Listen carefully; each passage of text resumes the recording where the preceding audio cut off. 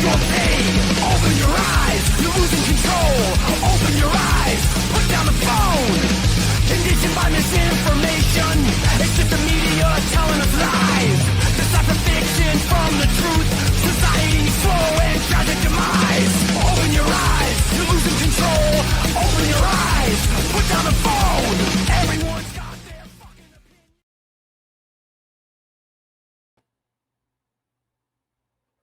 Hey, I am sorry there are ghosts in the machine today.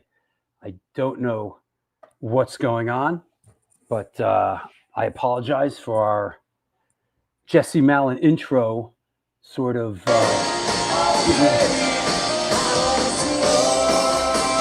pretty good.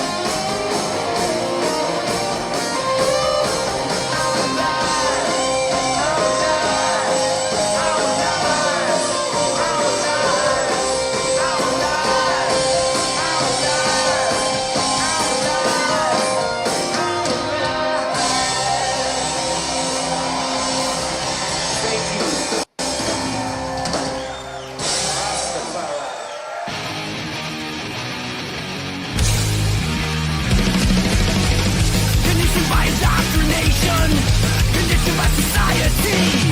You're a victim of the digital age, a 21st century casualty. Open your eyes, you're losing control. Open your eyes, put down the phone. Conditioned by misinformation, it's just the media telling us lies. Decipher fiction from the truth. Society's slow and tragic demise. Open your eyes, you're losing control. Open your eyes, put down the phone. Everyone's got their fucking opinion. All right. Sorry for the false start, but I feel good about it now. Welcome to episode 432. Crazy. What's up, everybody around the world? Good to see. Greetings from the beach. What beach? What beach you at, man? I actually read our guest book at the beach. There you go. Liz Hare. Hi from Florida. Okay. Greetings from New York. Oh, hello from Cape Cod, everyone. Speaking of which, Hello. Lori Daw, is that you? Hello from Cape Cod. Yes, that is I, or me. Yeah. Things on the Cape. Yeah. That like second, it was like that second run. It was like one of those false awakening dreams of the intro. It's like, wait a second. Here we go again. I try not to get my panties bunched up over it anymore. It's So whatever it is. right. Whatever. You had to get it right. Especially that footage was pretty impressive since it was on a rocking boat. You know, I don't know if I could deal with a boat, man. Like, you try playing in a band. Yeah, that's one thing. That's impressive. But on a rocking boat. yeah. What's up in Baltimore, Billy Whitfield? Baltimore. Get home of Turnstile, right? Nice. We got San Diego. Yep. What else? So yeah, we had a matinee. You had a great weekend. Yeah, it was we had a nice matinee Mhm. at the Bowery Palace, formerly the Bowery Electric. It was a little bit of a somber affair. Mike McCauley passed away rather suddenly, and of course very tragically. And so it was a little bit of a tribute to him. Yeah. So rest in peace, Mike McCauley. He was a really nice guy, man. Yeah. Really Loved sweet. all his friends and family. Yeah. Yeah, it was heavy, man. And it was a real tearjerker was, some, as fate would have it, some of his best friends were playing, including Big Gary Muttley. And when I introduced the band, was in a band with him called Mickey's Crew, and Gary spoke before they played, and it was, oh gosh, it was really heavy, man. I mean, Gary got really choked up, and oof, it was heavy, man. So just shouting out Mike and his friends, and yeah, it was but it was a nice day. Overthrow headlined, and Nice. it was great. It's always great to be back in the Bowery. That is our home. Awesome. And, that's great. Yeah. There's Overthrow. Yeah. So. Yeah, you got some Long Island boys, right? Yeah, some Long Island people. Let me see what else we got from. Tied by Fate opens up. Oh yeah, Tied by Fate was bang. Yes. So I saw this band open up in March for Biohazard up in Albany. I think that's where they're from. This is a band that started in like 2025. Yeah. And they are hitting the ground running. Yeah. Great band. If you get a chance to see them, please, get out and see them. Yeah, they rip. Yeah.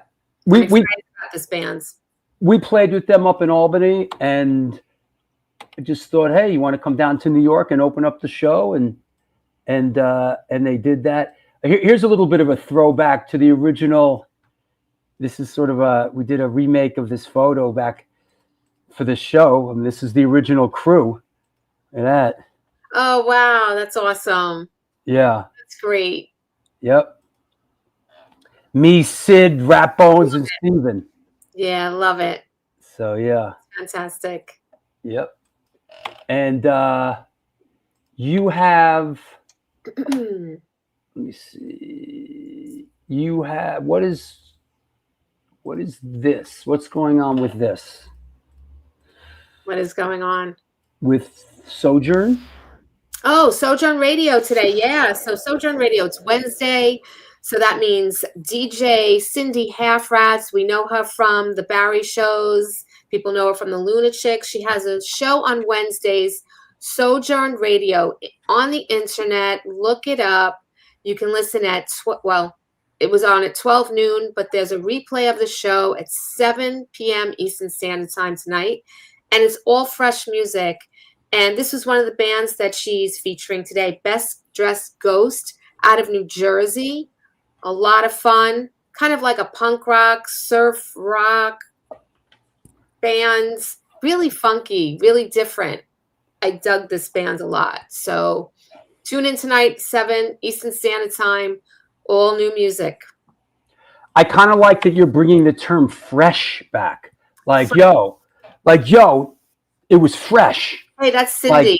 Like, you're bringing it like, yep. That's like an old, like when I was in public school in New York. Oh, absolutely. Yo, it's fresh. Yo. Yeah. That's all. I like that you're bringing that back. Yeah. Yo, that shit was fresh.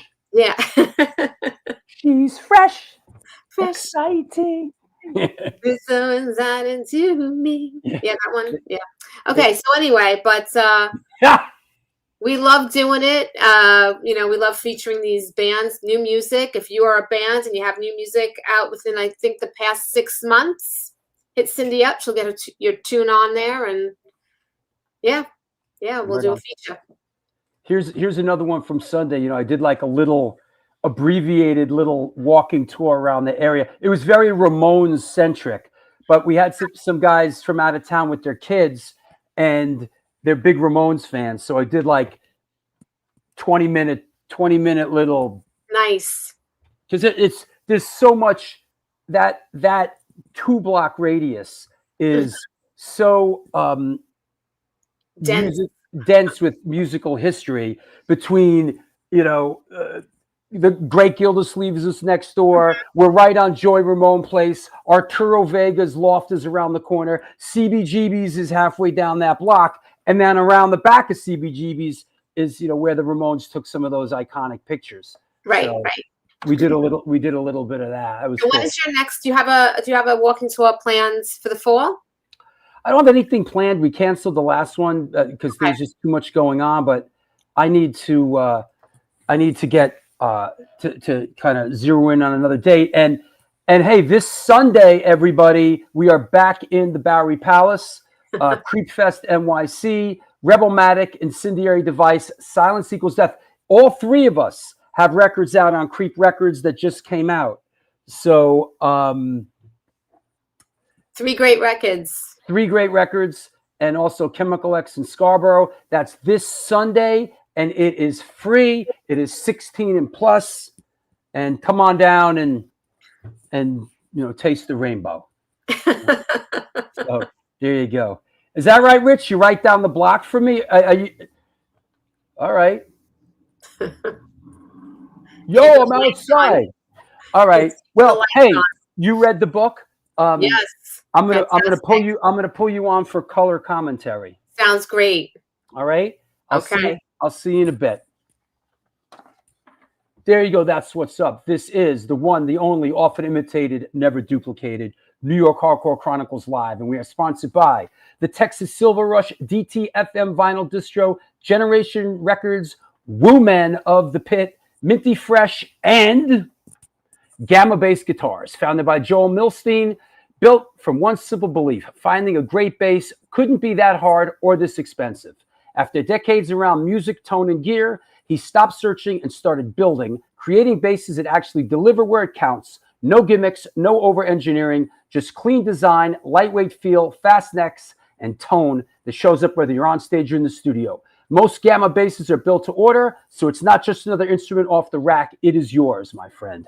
Check out these fantastic instruments at www.gammabassguitars.com. Mention the New York Hardcore Chronicles Live and get 25% off. I wish I had the bass to show you, but it was been taken hostage by the bass player in my band.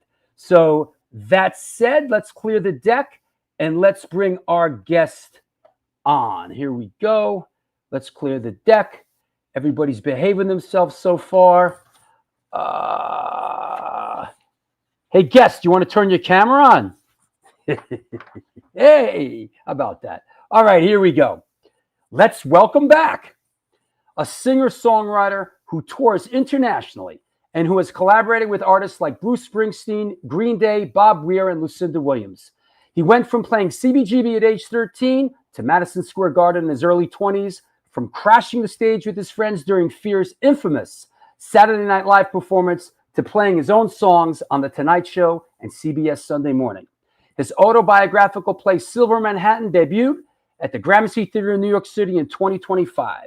Here today to talk about his new book, Almost Grown, a New York memoir, coming at us from the island of Manhattan, our friend and patron saint of the Back to the New York Hardcore Roots series, my friend and yours, Mr. Jesse Malin.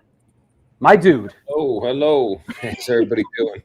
How are you, man? Bro, thank you. Good. How's things? Got rocking the Woe Hop shirt. Oh, yeah. Can I get in the shot there? That old There you go. Woe Hop, because the new ones have like pandas. Maybe this year it's a horse. I don't know. They change it up. But I just say they should have the dragon on all the time. That's what I think. Well, I haven't been down to Woe Hop in a minute. I gotta I get maybe it's one of those things that hasn't changed that much. Down there, it hasn't. They opened up an upstairs, which is good for me because can't really get down the stairs that easy. But upstairs, they have like it's the same kitchen, and it's like a dumbwaiter that brings it up. Right. Yeah. I remember back in the whatever 80s and 90s, you'd go out, you'd be out all night, and then at like 1, 2, 3, 4 in the morning, you'd go to WoHop, and you'd be in there with just some real great cast of characters would just end up in WoHop. Yeah, well, it was 24 hours, and it's right by corrections, so you get people that are working at corrections down there, and people that work for the city. It's real New York, but now it closes at 10 post-COVID. It's not so exciting. Really? They still have, I think, the Tsingtao beers are $1, and the food is amazing though, because they're just, I don't know. It's my favorite Chinese food. So if you come to New York or if you live here, So, just last word on WoHop. I remember going to see the Grateful Dead and sort of taking massive amounts of psychedelics and finding myself in WoHop at like 1, 2 in the morning, along with many other people from the Grateful Dead concert, also having taken massive amounts of psychedelics. And it was quite a colorful experience down at WoHop. But that said, let's chop it up a little bit. I really, really love the book, and we're going to get into it. And I think I'll lead off with this. I have never related more to someone's autobiography than I did your book. Wow, that's pretty wild. Yeah, hope the others can. Yeah, no, I really, really related to it, man. I mean, and we're going to touch on a lot of the stuff. I mean, born in New York City and Queens, and Jewish, and parents split. Father moved to the Upper East Side. I mean, I related to very, very man with van. I related to a lot going on here. But why now for the book? Why did this come together now? I never really thought I wanted to write a book. I always was kind of like, everybody's got a book on their merch table, and it's just going to be another rock book. But I would write these blogs to my mailing lists when people still open mailing lists, and I've written a few little articles in a couple of magazines or forwards for books, but I've never really written like something like this level. But after friends and people I respected kept saying, you should tell some of these stories. You tell them on stage, you tell them at WoHop over dinner. Let's get out here. And so I started to think about it, and then I started talking to my manager a lot, and we said, all right, now's the time to do it while I could still remember everything, and maybe while people cared, at this point. If you wait too long, there might be a place where it's not really meaningful anymore in any way.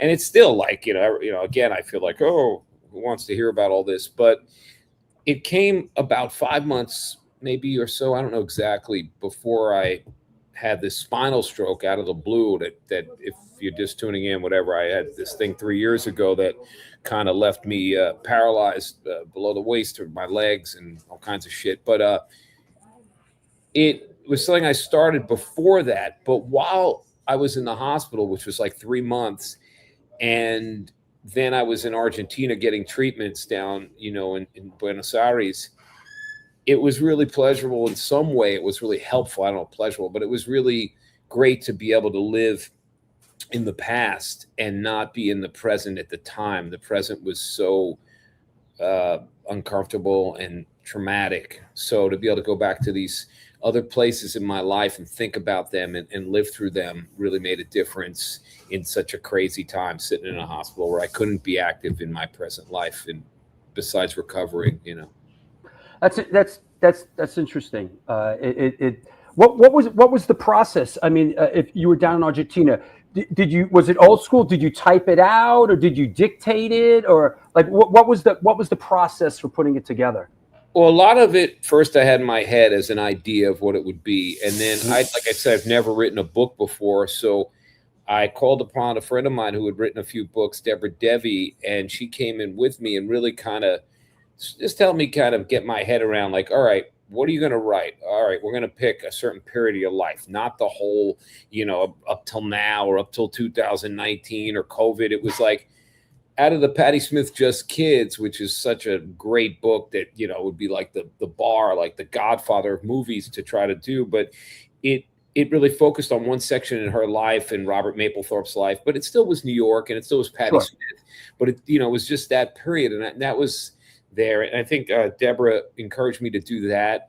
And I think it was also recording a lot of stuff and getting that stuff out on voice memos, you know, with the iPhone these days, as much as I hear in your song, you know, how terrible the phones are for us. Good song, by the way. But it really, don't take it personally. it's helpful to have that, you know, to just free form these ideas or tell the stories. And then we would get it transcribed. Deb would do that. Like, you know, there's a place and you send it and it comes back and then Sure. you start to carve through it and we would work through that. And it would be an ongoing process. Again, I had so many things I wanted to talk about and it's really great to have somebody to work with that the collaboration was going to go, no, this makes a lot of sense. And this, you know, and I didn't want to write a book that was just a rock and roll book. I wanted New York to be a character, old New York in a sense, because it's that time period, a New York that doesn't exist. A love letter in some way to my mom, who died very early, who was very supportive of my music and my life. And she died at 43 years old, wanted to be a singer. And in the end, the piece I found with my dad. So, you know, there is family in there. But I wanted there to be humor, and I wanted it to be about, you know, obviously music is in there the whole way because that's the drive, but about survival. And to me, the characters in the book that are really interesting, yeah, there's some known people and some of my heroes and meeting your heroes, but also the unsung people, just people I met along the way who really inspired me, who aren't household names or even punk rock names. I was hoping that the book could be something that people could relate to if you didn't know who Iggy Pop was, that you could be like, all right, this is a kid coming of age in an old New York in a crazy time and finding ways to get by and try to manifest his music dream in some crazy way. And all the nuts that I met along the way who are so beautiful and inspiring. Yeah, absolutely. And one thing you mentioned, Deborah, and I really felt a sense reading the book, like that this was very well edited. It was I really felt that. I read a lot of these books. 450 episodes into the show, I read a lot of autobiography, and I just felt like this. I thought it was very well edited and very well put together, and I really appreciate it. On a book called Goodbye Homeboy that I was one of the books I was reading when I was figuring out how this was all going to go down. I mean, I've been inspired by our friend Ditto Montiel's book, A Guide to Recognizing Your Saints. And, you know, we all love the Basketball Diaries. It's, you know, it's so concise and the chapters are so short and it's so New York.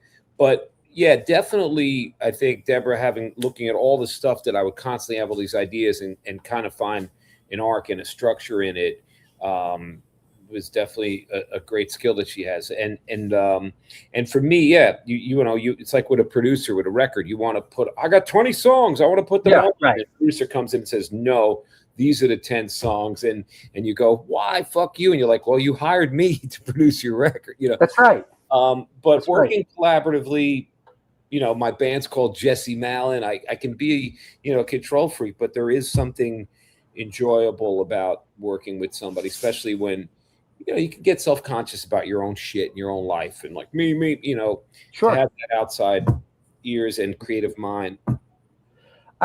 Lori, well, I like what you had to say about your thoughts. Yeah, I like the way it reads, because it really reads just like somebody sitting there and kind of like train of thought telling you a story about their life. It was very organic feeling. It wasn't like kind of like stiff and like over edited, if that makes sense. Mm-hmm. You know, it just sounded like a nice flowing story. Well, you kind of get it. Like for me, it would be reading it back to like, I'd read it back and make sure every word is like, it felt like something that if I had to get it on audiobook, which I get asked a lot, which will happen. We just haven't done it yet, but I'm going to go and record it. And a lot of our friends don't read anymore. And, you know, they drive or whatever. They're doing the gym and they're listening to the book and, you know, other books. I did the same thing a lot in Argentina and stuff. But I think that for me, that's a true thing too. When I do these readings, I've done a couple, and I read from the book, and it takes it to another level. It opens it up. You hear the author's voice or whatever. Yes. So I think that'll be in the making. But for me, it has to be, every word. I have to feel like it's something that hopefully anyone that knows me or doesn't know me can hear somebody really telling them the story, like if we're in a bar or something, and hey, this is what happened. Exactly. And I love listening to audiobooks of biographies, because you can hear the emotion in the person's voice, and it brings another dimension to it. So I'm actually looking forward to this. I hope when I do the reading, I do voices of, my grandfather or somebody, more animation to it. And that's cool for me. But also, I think that, we wanted it to be short. Like, there's a lot of books, like, I looked at a lot of other books, and, it's around 300 pages in big print. And like I was saying about Basketball Diaries, I'm a reader, but it takes a lot for me to sit down. And like, if you read Jim Carroll's Basketball Diaries, the chapters are so small, and you finish one, you're like, wow, I just finished a chapter. I'm like a reader. Like, I'll go to the next page. Maybe I'll read 2 tonight. Look at me. I'm very intellectual today, but I wanted to keep moving. So I do, probably like a lot of us, read a lot of autobiographies and biographies and stuff on the people. We're always trying to get inside the people, our heroes or inspirations, their heads, how they did it, where they come from, and see that they're just human like us. Let me mention to everybody out there, here is the QR code for the book, and up there on the left, Almost Grown, a New York memoir. That's the QR code there, up there with Jesse. Scan that thing, buy the book.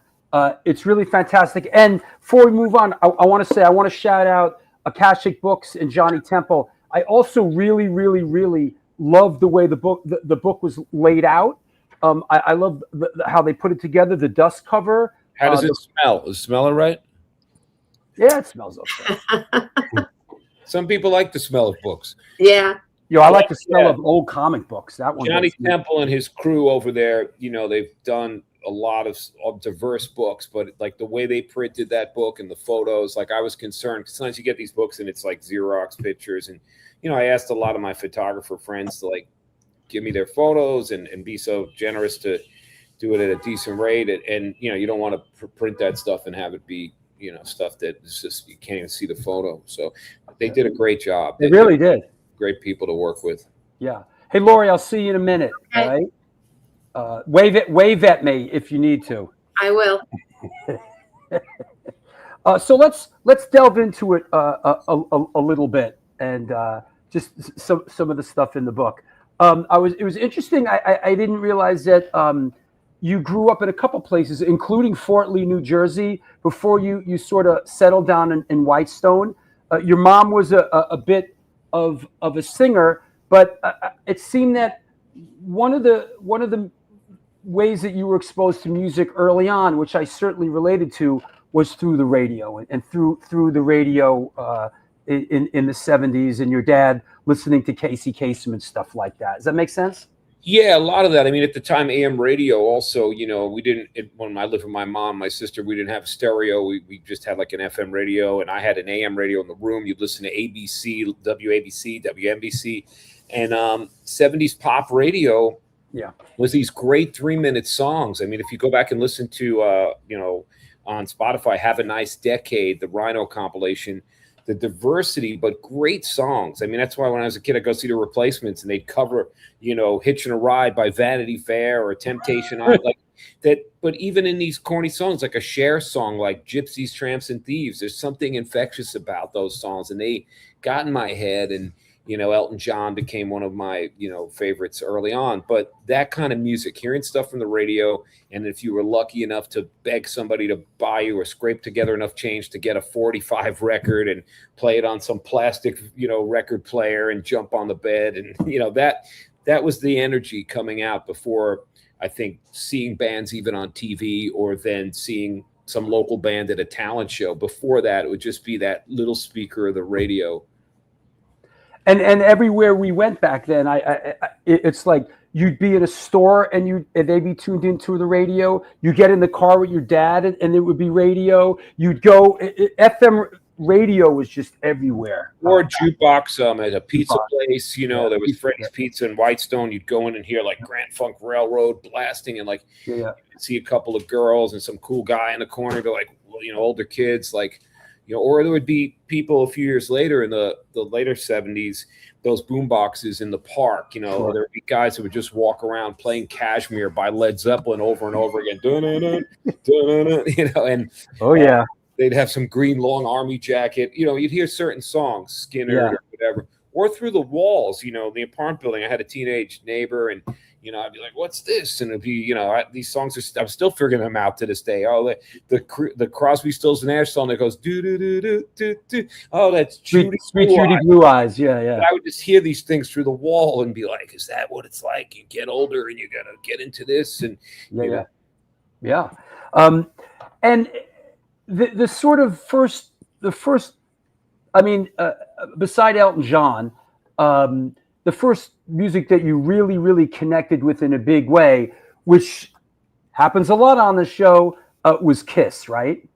Well, it would be Kiss. I mean, before that, movies were a certain thing, martial arts, Bruce Lee, Billy Jack, as a young kid, Batman. So there's these outfits and there's this excitement and there's this violence and sex and this gang kind of camaraderie. And I think Kiss had all that, like Batman, and it was all in there. And so when I saw them on the Paul Lynde Halloween special, I was like, man, I want to get an electric guitar. I want to do that thing. I want to do that.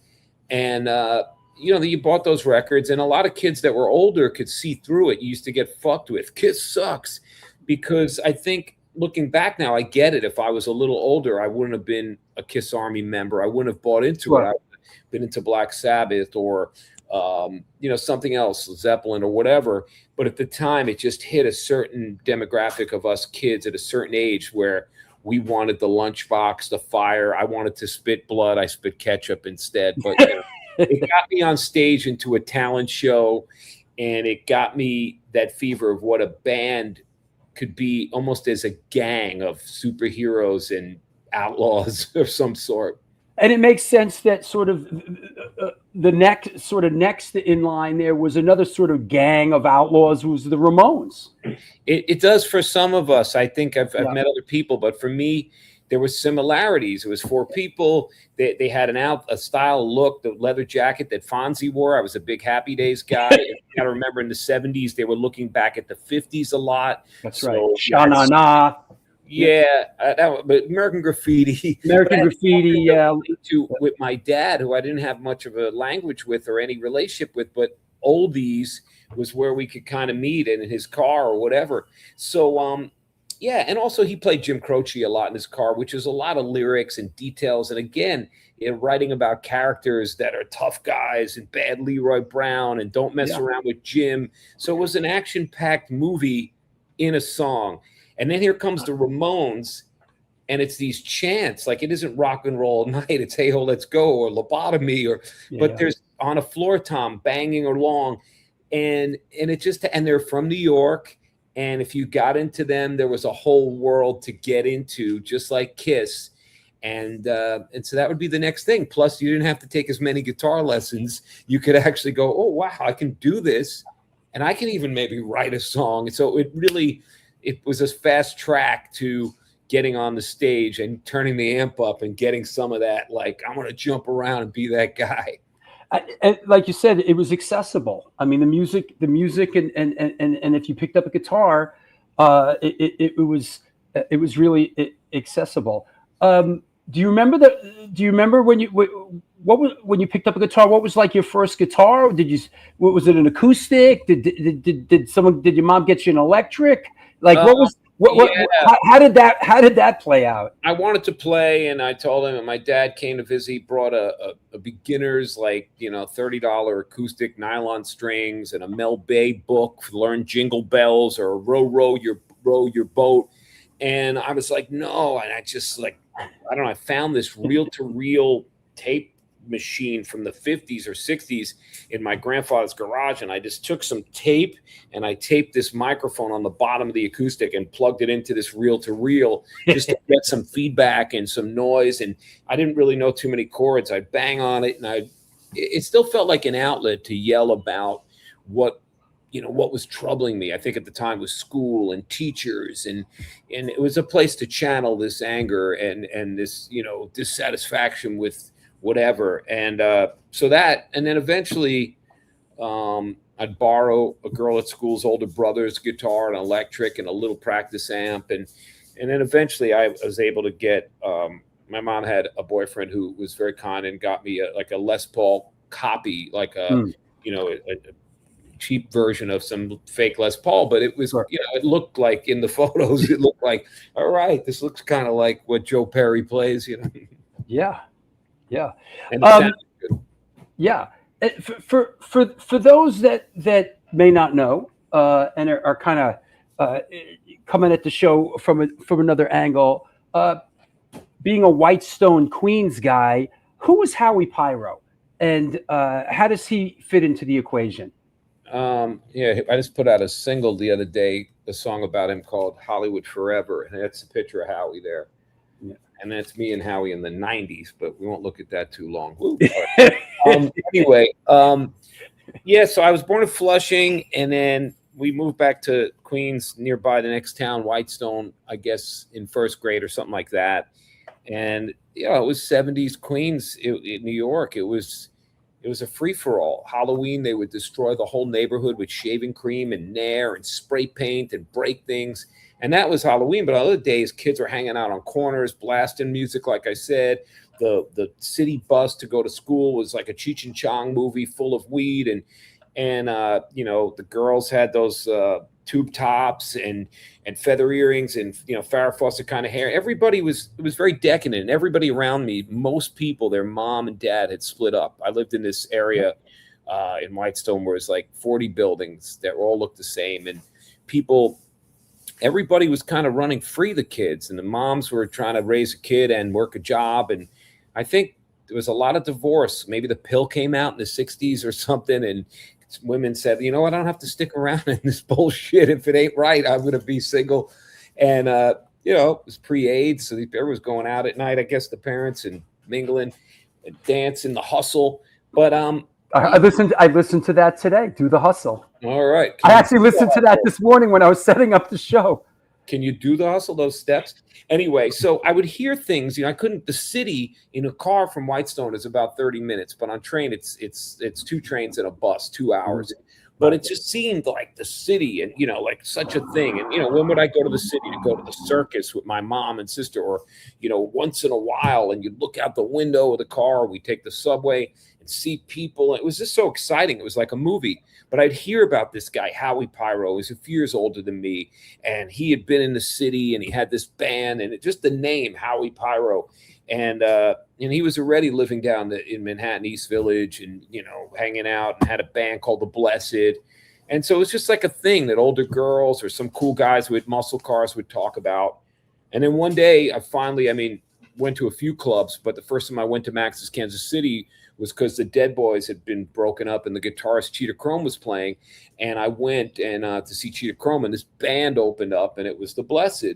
And there was this guy in a mohair sweater with like a Longhorn Dan Electro bass and hair in his face. And I was like, wow, this guy's really cool. And then someone's like, Howie Pyro. And he was right there. I wouldn't meet him till a few years later, but that was a thing, being at Max's. And the funny thing about that gig with Cheetah Chrome and The Blessed, and you can look up the flyer, and I'm sure you probably have it.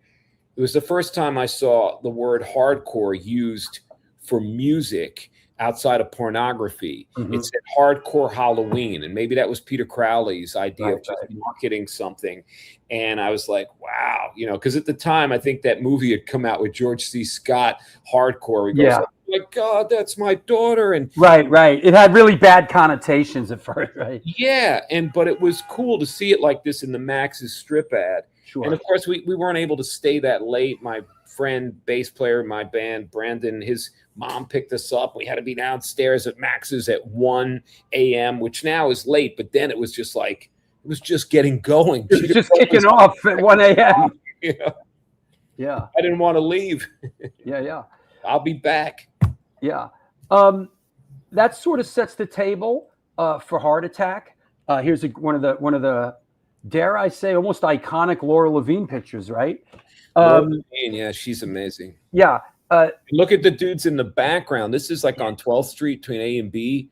And like they weren't posing, like that was really going on. Like, you know, it's just like those four. That's like another band behind us. Yeah. Tell us about sort of the infamous CBGB audition, and then how you sort of landed at Max's. You know, I had heard we would do gigs at the Talents Show or in some, you know, anywhere we could in Queens. We try to find places, but I heard that, you know, CBGB's was legendary by the time, I guess it would be 1980.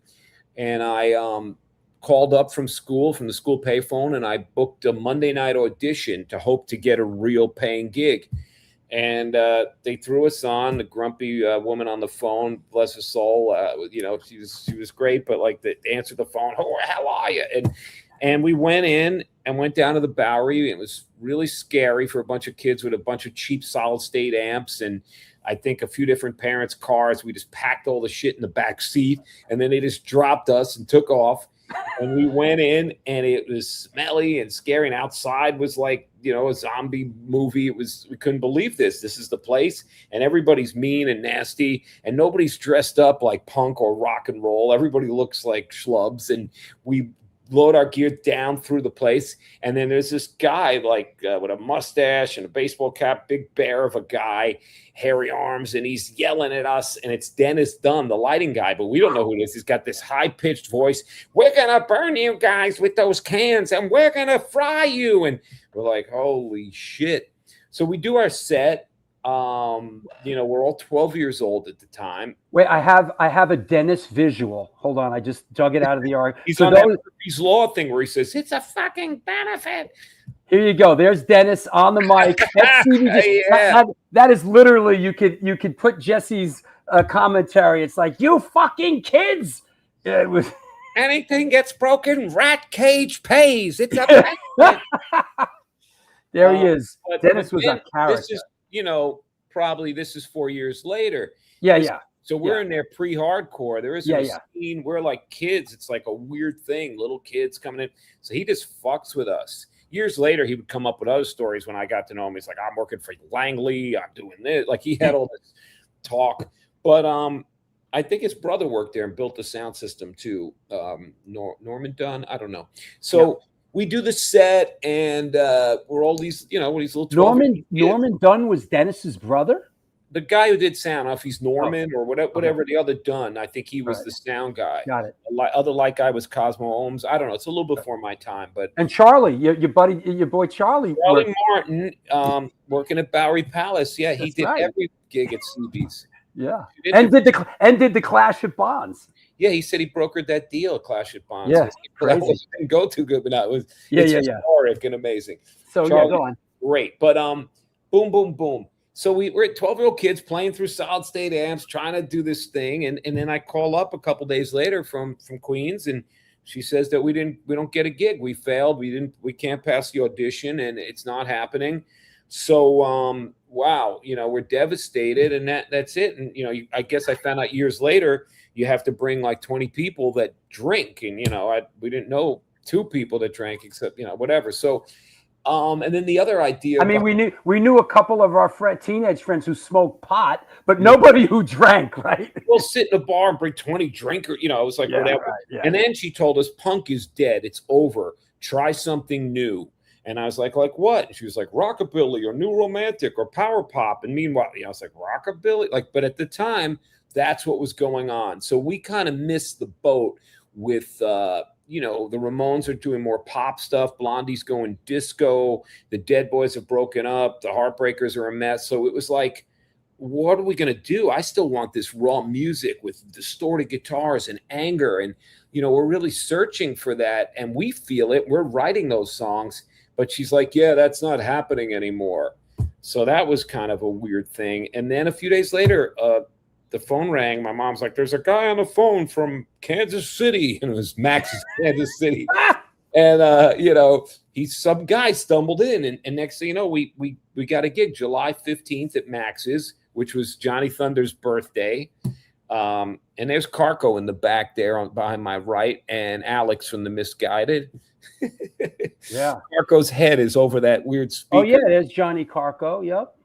Yeah, I think the guy with the mustache was a bouncer, I think, over there. You know what it looks like? Who's got his head down by your guitar? That looks like Johnny from Kraut. It does look like Johnny Feedback. Yes, it probably was. Yeah. God. But that's a fake guitar. That's not a Gibson. That's like Japanese SG. And look, we have a backdrop. We thought we got to have a backdrop. We got to let people know. That's the hardest. That's like a homemade, like a dirty sheet spray painted. That's like the hardest. It's actually made acrylic. Nick Barden, who made some pins, made that logo, and we felt so happy. He was in the Stimulators. He was one of my mentors. Still is. Yeah. But I guess So we get this gig at Max's. A different night than that. I look different at the Max's gig, but there are photos of it. And it turns out it's Johnny Thunder's birthday. And, so they mentioned us. Do we know any Heartbreakers, Johnny Thunder songs? And we said, we know Chinese rocks. And he said, well, we're going to give it a signal and he's going to come up and play with you. So we're like, wow. And some other weird thing ended up happening. But he did show up at the end of the night. And we did take some photos with him that are lost in Jack Flanagan's house somewhere. But, it was a big deal to play there, and it just became a thing. But still, that scene that we're looking at now, that we all know is hardcore, wasn't really there, yet. We were on some bill with like a reggae band, and so eventually, I guess we'd start to hear about the Stimulators. I went to see the Clash at the Palladium, and I stood outside the back door on 13th Street trying to sneak in, and there was a kid in front of me with spiky hair and plaid bondage pants and some chain around his neck. And we didn't really talk. And I didn't realize we were the same age, but he seemed like he was a little shorter. He seemed a little younger. But when the Clash came, they grabbed him and they took him inside. I was just standing out there on 13th Street like, who's that kid? And then I did a little more asking around and found out it was Harley Flanagan and that he had a band. And so they were called the Stimulators, and he was at my age. And so we started to find those gigs and got their 7-inch Loud Fast Rules, and we'd go see them at weird matinee gigs at a place called the 80s on 86th Street. And it was kids our age, like dancing. And it wasn't hardcore yet. It was kind of a bridge situation, punk rock. I mean, I know you know all this, but that was a band that made us feel like, all right, we can knock over the tables and we can dance. And it was guys and girls, gay and straight. It wasn't macho or violent. It was just really free. And the band was great. And his aunt, guitar player Denise, and she could really fucking play. And Harley was having so much fun. It just it really got things going. And then we started to, crave these records of things that were still raw, that CBGB's told us was over. But yet in England, there was the Oi stuff. And I was buying the first Exploited single or first Discharge or UK subs. And then in LA, you kind of had the early Black Flag. We saw them on some TV show. And then the Dead Kennedys record, which we couldn't, it was still kind of punk rock, the Fresh Fruit album. And you'd hear this on like a late night radio show or find some fanzine. Or on Noise the Show. Yeah, even before that, but yeah. And then you go in a record store and some guy like even Bleecker Bob with all his, nuttiness would be like, check this out, and hand you like some singles and you'd look at it, or somebody's older brother. Somehow this music was still there, and there was a need for that. Even if the 70s bands were over, the Stimulators were going to push us into the 80s, and then the Bad Brains. I met this guy, Jack Flanagan, and he told me about seeing this band open for Richard Lloyd on a Wednesday night at CBGB's that just changed everything. I always felt the Stimulators were sort of the bridge from sort of the old school to what to sort of that first wave of let's say, American hardcore. I always felt the Stimulators were that bridge that kind of got us to the Bad Brains. And it said, yes to kids. It said, all right, kids can be part of this. Some of the Beastie Boys and Luscious Jackson, Decline of Art Girls were in the crowd. And, it was also about dancing. It wasn't about sitting there and just like having a cool drink at the bar. It was like, no, we're going to knock over all the tables. We're going to create space. And it was like pogo wing, but then knocking into each other side to side, which eventually would become slamming. But all that creepy crawl down low stuff, that came later from the West Coast. Another thing you mentioned in the book that what I found extremely interesting in mentioning Jack Flanagan was that sort of the mob kind of came the word the history of mosh. It's a misheard word. Yeah. I wanted that in the book. I would say that was fucking cool, and I didn't really know that.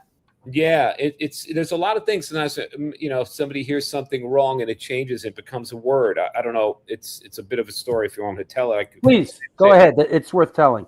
Well, Jack Flanagan. I had taken out an ad to find a punk rock guitar player, and I couldn't get one. But then I saw a flyer in a Jolly Joint Head Shop on Queens in Flushing Main Street.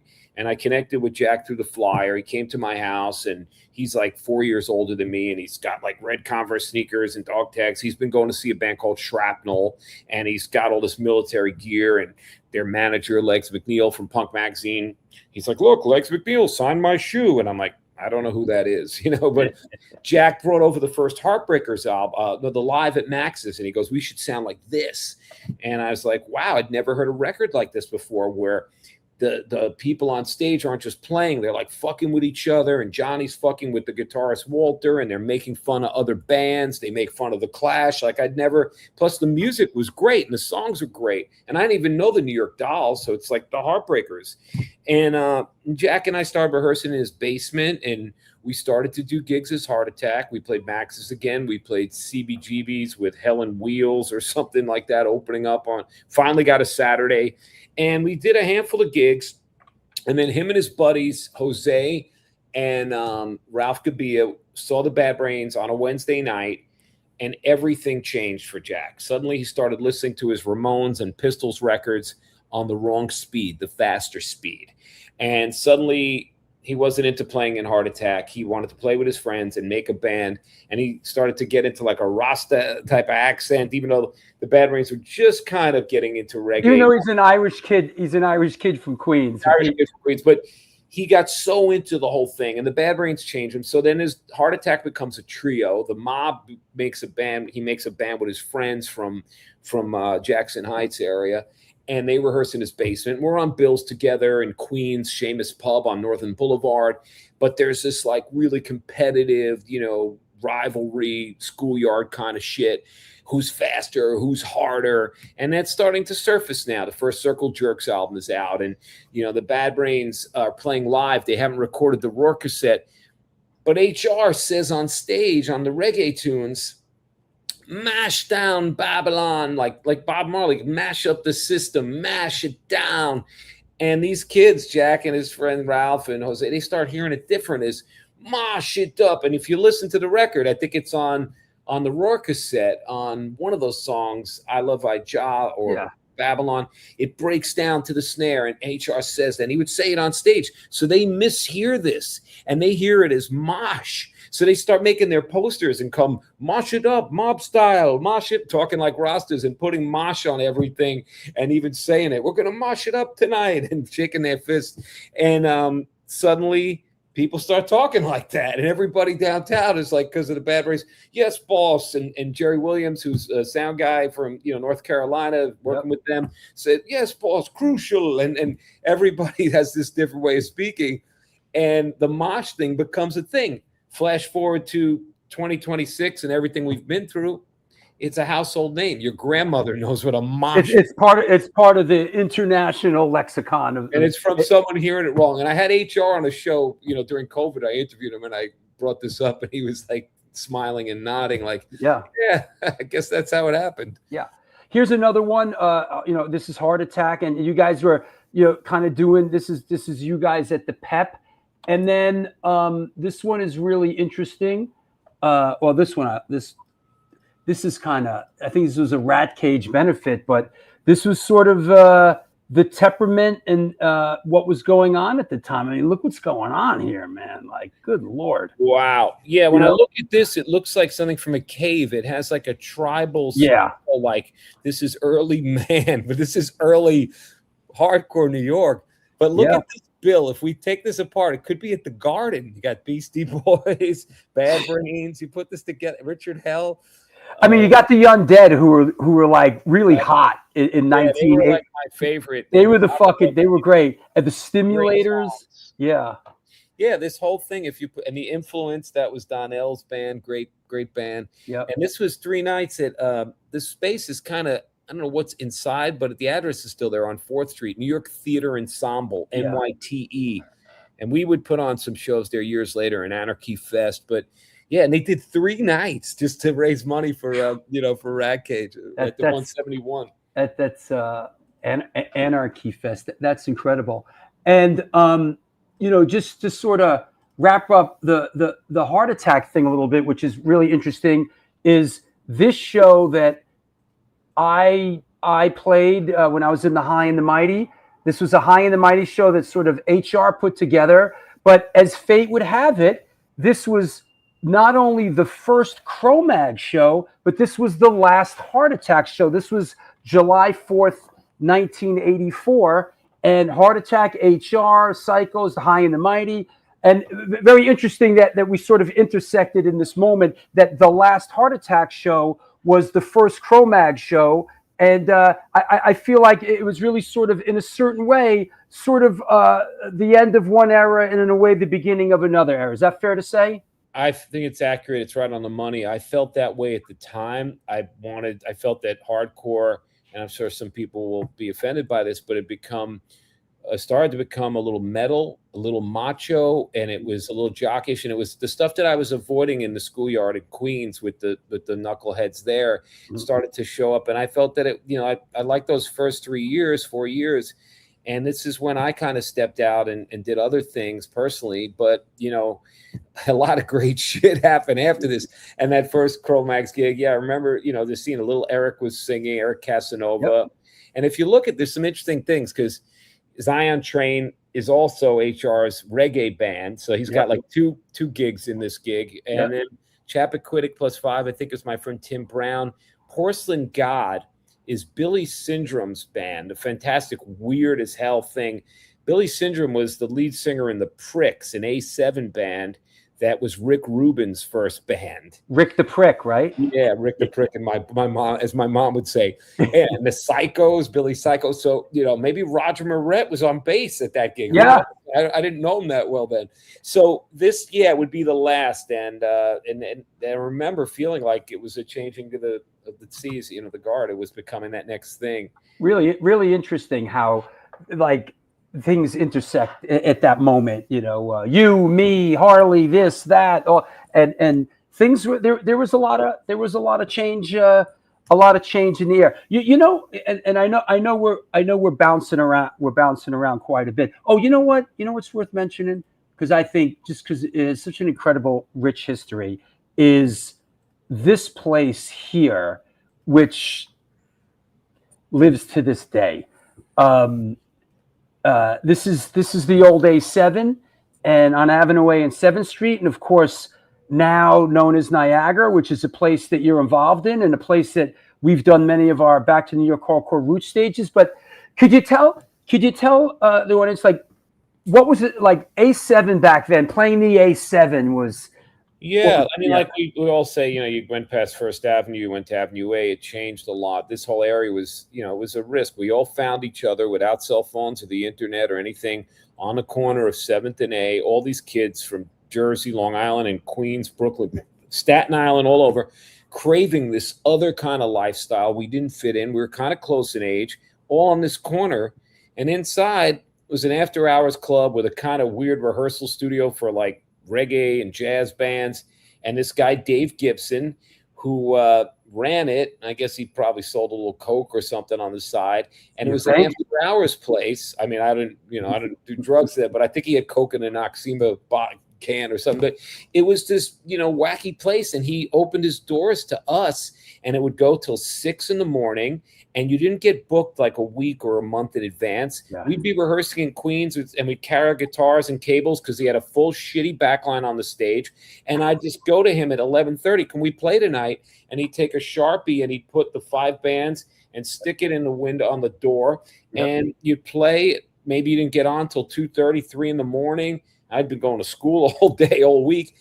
And then he'd pay you. You go in this like DJ console, like sound room, which is now our stairway. And I remember getting $250, like, I'm 14. I might have left there at 6 a.m. and carrying my stuff to the train, but it was pretty great. It didn't sound great, but there was a magic there, and it was all kinds of characters. And again, it was the other scene from, messed up people that played weird music to hardcore kids finding it. And eventually we were all there. There's Dave. Wow. It's great. Yeah. This is there's very few pictures from inside A7, the bar part. But this picture is from Mike from Channel 3 when they came to New York City. And this is a very, very rare shot of the bar part of A7. You see Dave right there on the right, Mike in the back, and Stefan from False Prophets. But you see the 2 pinball machines that were back there too. Yeah. And the bar was on the other side than it is now.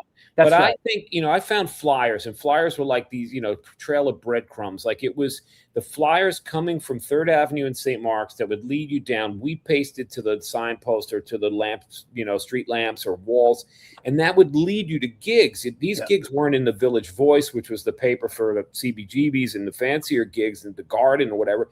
And there was no advertising except what you put on the street or word of mouth. So you found yourself down these trails into this place. But I think the False Prophets might have been the first punk hardcore type of band. I think they found the place first.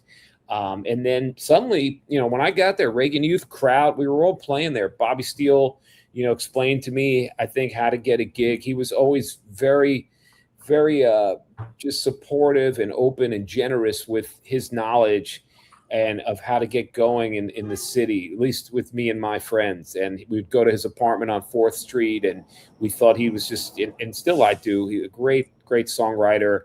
And that trio with Nats and Patrick Blank, seeing them play. But he had been in the Misfits, and so you'd learn how to do stuff. You have to get a cassette with your demo and give that.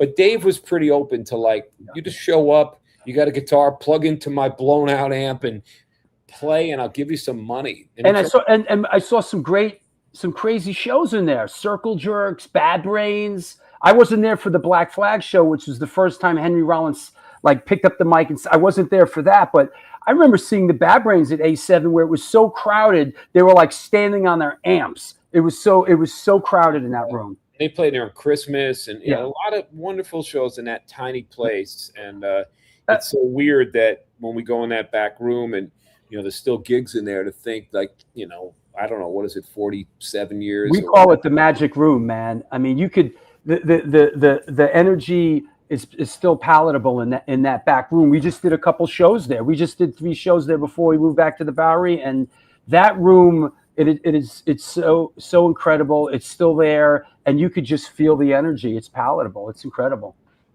It's great. 100%. You know who you mentioned, who I have in my notes, which is sort of, I don't want to say him and his band's been lost in the shifting sands of time, but Stefan from the False Prophets. And the False Prophets is a band you really don't hear much about anymore. I think part of the reason is, I think this happens with bands when there's nobody left to sort of carry the legacy, or they don't play, or it's so, in this day of this digital age, if you don't have somebody that's keeping the band out there, and they're like one of those kind of bands that they were everywhere back then. They played all the time. They were everywhere. He was a colorful character. They've sort of been lost in the shifting sands of time. But any perspective on sort of Stefan and the False Prophets? Well, I really love their single Blind Obedience, and probably all their records are very, did 2 7-inches, and then they went to Jello's label, Alternative Tentacles. but I think that they, are a band that didn't fit into Yeah. to a certain mold, and kind of were brave enough to just play music, but it was always smart and very pointed and had a great sense of humor. Stefan was a real character. I mean, he had a Hitler mustache, monkey skull on a stick, long black nails, spiky hair. So he had this punk rock thing, but he also liked Patti Smith and Ian Hunter, and you could hear that in his writing. But the band was fast, and they, played on a lot of good bills. And there's been a lot of good people that that I looked up to play with them, and we learned a lot from them too. And they were very open and very supportive of other bands. We put on the Opposition Party together, which is in my book, New Year's Eve, which would be the first Murphy's Law gig at George Okomelski's Plug Space, 82, 83. And Heart Attack, False Prophets, MDC, and a bunch of others, Reagan Youth, Misguided. But Stefan really, there he is, would do cool stuff, and he had a bear head on stage and different costumes. He was a real character, man.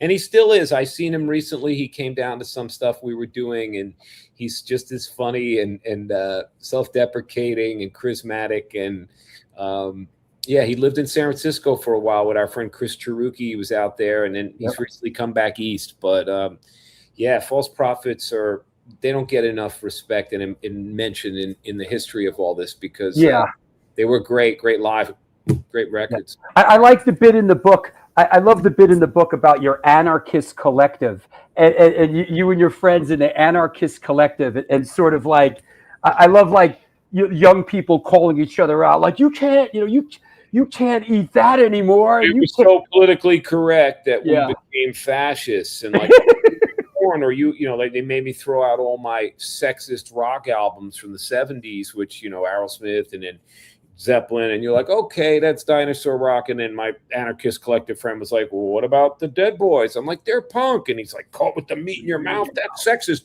And then Iggy, I'm like, not the Iggy. And then years later, I bought all these records back. You got to have a sense of humor, and that sexuality in a certain way. But we tried so hard to be so make the world a certain way that we thought was right, that we became fascists and judgmental and alienated each other and just cannibalized what we were working on. And I feel like that some of that was way ahead of its time in some ways.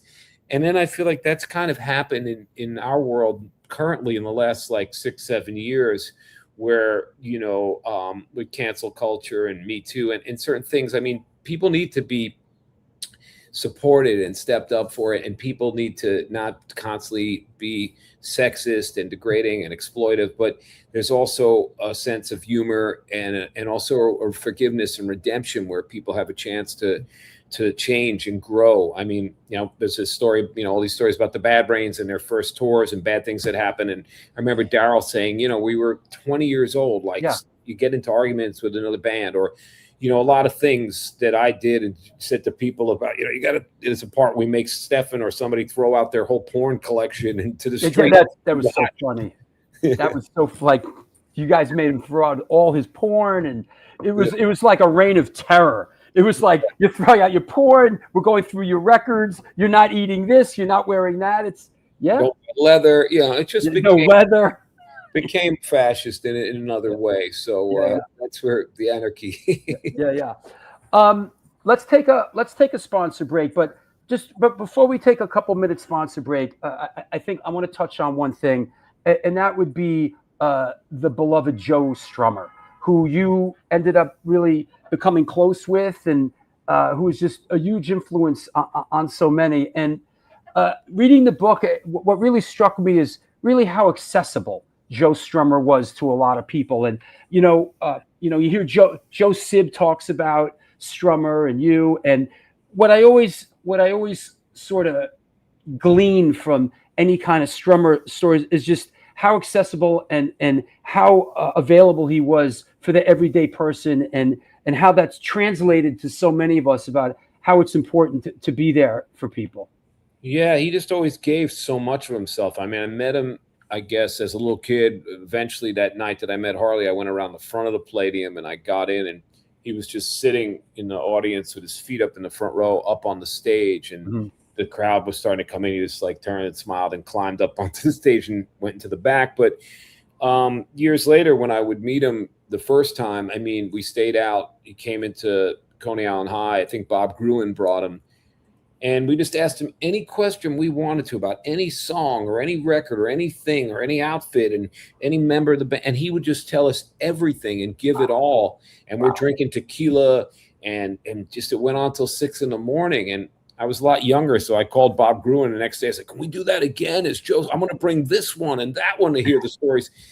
That didn't happen. But every time I would see him after that, I mean, it was the same thing. Like we'd go to Boston, the Bosstones are getting inducted into some Walk of Fame, and Joe takes over these hall, like a VFW hall, and we start DJing and dancing on tables. And then when they start to tour again with Mescaleros, all my friends around the country would all have a story.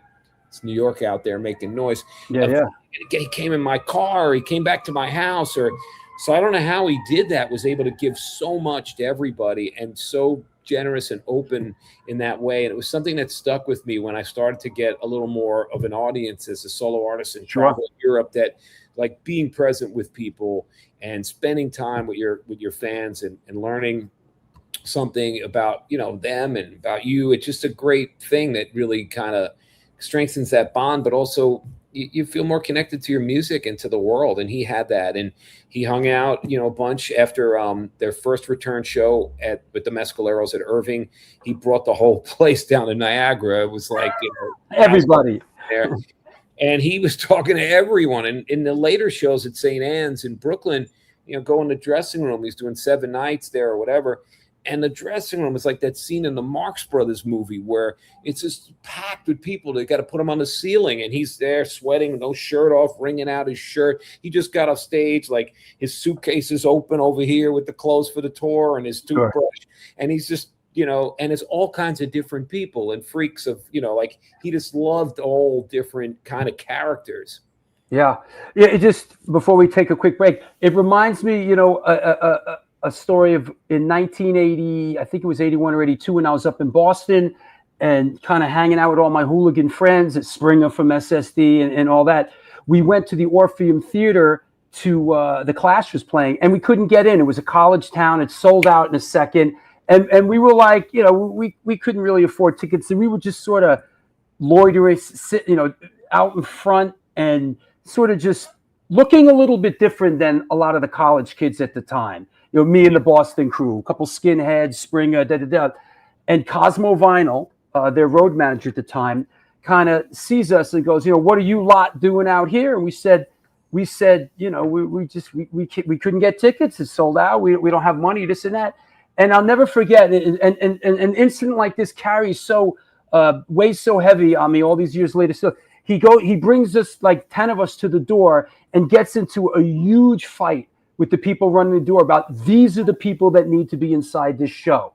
These are the people, fuck those people. And he insisted on getting the whole bunch of us into the Clash show. And like that, like I carried that with me to this day. And like that sort of spirit and what music is really about, to me. So that said, let's take a quick sponsor break. You got 10, 15 minutes, whatever, and we'll be back in a couple. Okay. Sounds good. All right. That's what's up, ladies and gentlemen, boys and girls. It's the New York Hardcore Chronicles Live. What do you say, Lori? Oh my gosh, awesome! Yeah, it's just really, really great stories, man. Yeah, it's great, and just good stuff. I think what this book hits upon, you know, with anybody growing up in New York or the area, you know, there's a certain like kind of like golden age of childhood where every song is so meaningful and it brings you right back to that moment, you know. And music helps the memory, you know. It helps us remember things and smells and places and experiences. So he really, really like nailed it. 100%. And I just read this book last week when I was out in Fire Island. And it's a place, Fire Island's a very magical place for me because as a child, I spent summers out there, and so as in the early in the 70s, and so I'm out there, out in Fire Island, reading this, and like he was talking about radio, and we were talking about Elton John and a lot of the stuff in the early 70s. Yeah. And I'm listening to on Spotify the whole time I'm out there, like Billboard songs of 1974 and Awesome. 1973. And these are the songs when I was a kid out there for the summer that were huge out there. Like, you know, back then there'd be a song and you'd hear it the whole summer. Yep. It was like, I can hear certain songs I hear. I can still smell the Yeah. chlorine from my pool. Sure. You know, it's just Yeah. brings back so much. Music will do that. Yeah. That's yeah. awesome. It's incredible. That's what's up. All right, let me take a sponsor break. I'll see you in a minute. Music will do that, people. It's the tie that binds us together, and that's why we are all here. Don't accept cheap imitations. Goddamn straight. And now a word from our sponsors.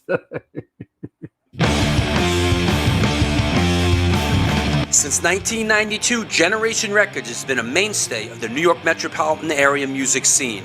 Today, they offer a diverse selection of new and used rock, jazz, indie, hip-hop, punk, hardcore, metal, blues, soundtrack, and reggae LPs, as well as t-shirts, posters, and other merchandise. They buy used record collections and music memorabilia and will pay you top dollar for them. House calls made for large collections in the tri-state area. Call or email generationrecords@gmail.com and follow them on Facebook and Instagram.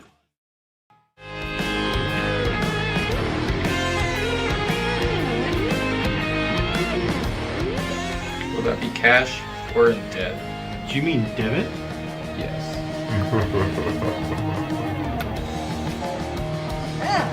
Sorry. Another eternally satisfied customer.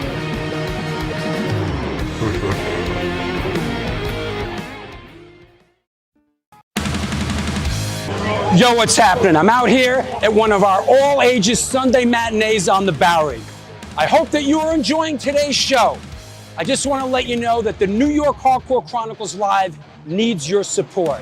Please step up. There is a Patreon page that has a lot of unique program. Shows are announced there first. Lots of good stuff. There's a PayPal address right there on the screen if you want to make a contribution. There's also a super chat function. You could do that. But the bottom line is this show exists because of your support. We're going to be doing it for a long, long time. Thank you for all your support through the years. Back to the show.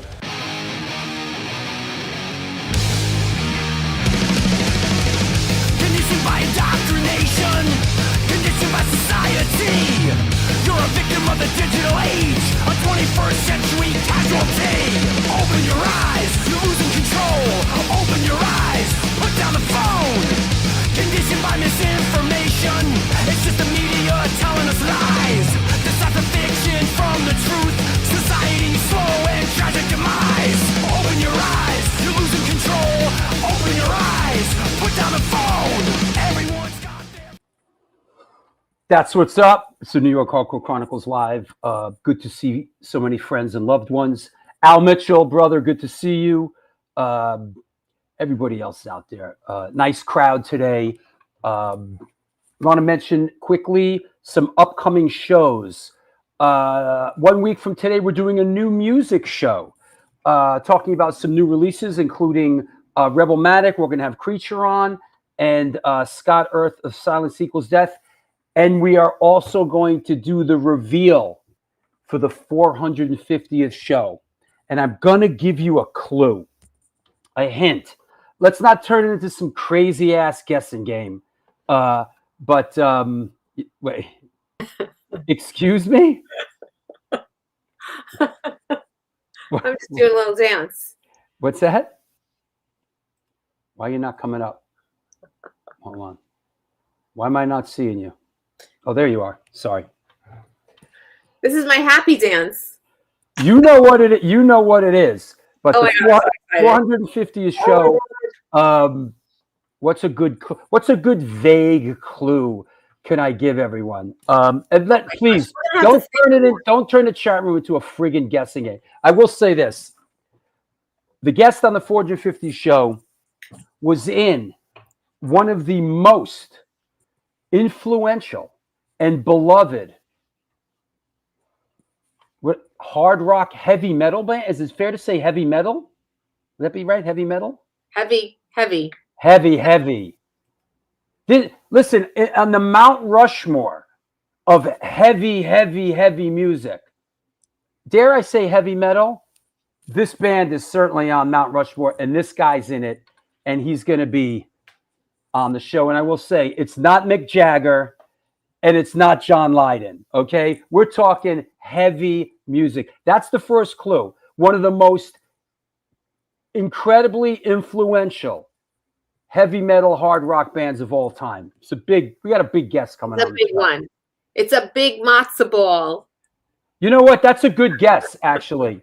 But I'm telling you, Skyler says Rob Halford. That is a very good guess. And you will not be disappointed. Let me put it to you like this. This guest is in the league, league of okay. I'm going to leave it at this. I'm not going to say another friggin' thing beyond this. All right. Tony Iommi, close. All right. That's it. I'm not talking about it anymore. All right. Upcoming shows. Here we go. A new music show 1 week from today with the big reveal. We got Fred from Bad Trip and Chris Enriquez coming on Wednesday the 17th. Excited to be co-hosting this with Lori Dawn. Yes. Kira from Black Flag. She has a new solo album out, Enigma. And we like Kira. She's been on the show before. Yeah. Fantastic guest. We love doing photographer shows. We've got Jeff Ladd coming on to celebrate the release of his book, Move Up Front.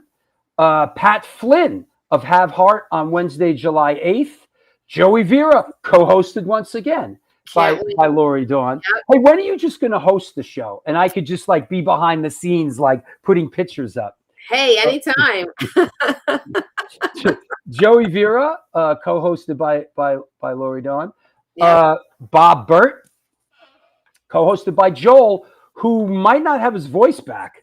He's having problems with his voice. Yeah, he's got a really ongoing thing there with his voice. We're hoping that it comes back sooner than later.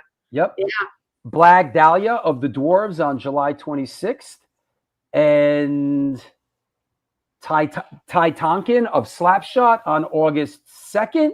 Mm-hmm. Jason Goldberg of Bad Luck Third. It's like a massacre. Listen, if you're... I have a black eye already. Yeah, right. I'm going to vomit blood just just thinking about it. Jason Goldberg coming on the show, and then of course this could have been the 450th show. Yes, this guest has that much juice, and this is a big one. This is an exciting one. Yeah. So there you go. That said, that's what's up. Bruce Dickinson, close. Richie Blackmore, close. King Diamond, close. All right? Knuckleheads. Believe me, when I drop this, your mind's gonna be blown. Yeah, it's awesome. Yeah. Don't and yeah. All right. We can't be bribed. Yeah, can't be bribed, right? As you know, money means nothing to me. No. I hate money and I hate politics. But what do I know? All right, I'll see you in a minute. I'm gonna bring you back on. Let me get it rolling and I'll pop you back on. Sounds great. Okay, let's bring our guests back on, ladies and gentlemen, boys and girls. No, not Blackie Lawless. Hey, guest, you want to turn your camera on? Maybe he's not ready to come back on. Blackie Lawless, no, that's not happening. Geezer Buttkit. Geezer. Let me put it to you like this. Fucking close. Anyway. So yeah. Oh, just a mention of, we already mentioned this Sunday there's not a show because it is Creep Fest down at the Bowery Palace with Rebelmatic, Incendiary Device, Silence Equals Death, Chemical X, and Scarborough this Sunday. Please come down, support the Back to the New York Hardcore Roots series. 1 week later, Sunday, June 14th, we, ID, are going to be up in Boston playing the Midway Cafe with The Long Wait featuring Jamie Sharappa of SSD and others. Worm and Scumbari and Pledge of Allegiance. That is at the Midway Cafe Sunday, June 14th. And then the big banger, Punk Island. The Back to the New York Hardcore Roots has a stage at Punk Island this year. It is Saturday, June 27th. There's like 200 bands are playing, 10 stages. Very, very cool. And then Summer Mayhem is Sunday, July 12th at the Bowery Palace. ID's playing On the Streets Again Fest in Brooklyn on Sunday the 19th, along with Mess and Benton Army and Slugger and a couple others. And then we have, what's up? We got the Women of the Pit. School Supply Drive. August 23rd with Sonic Bomb, Worlds of Chaos, Butterbrain, and Maiwa. That's going to be a really fun day out in the park. We're going to be collecting school supplies for local kids. So yeah, that's going to be a good one. Yep. And then of course it's the end of the world as we know it, and I feel fine. We're going to destroy Tompkins Square Park on Saturday, September 12th, when this guy plays the park. Destroy the park, destroy ourselves, Destroy. everything. Yes. Yeah. It's going to be awesome. A lot of fun. It'll be a lot of fun. That's what's up. Yeah. All right. I'll see you in a minute. Okay. Courtney Love. That'd be kind of funny. Hey, Jess, when you're ready, turn your camera on. I'll bring you back on. No, is that included? I get Michael Stipe. No, I didn't get Michael Stipe. I don't think Michael Stipe would want to come on this show. Something tells me Michael Stipe. Is it Ian Gillan? Fucking close, but love to have Ian Gillan on the show. Hell yeah. Is it Nikki Sixx? Close. Love to have Nikki on the show.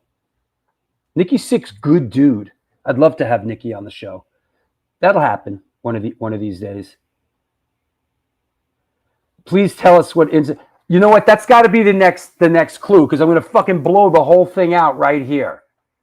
You know, I'm going to blow the whole thing out, and that's going to be that. You know?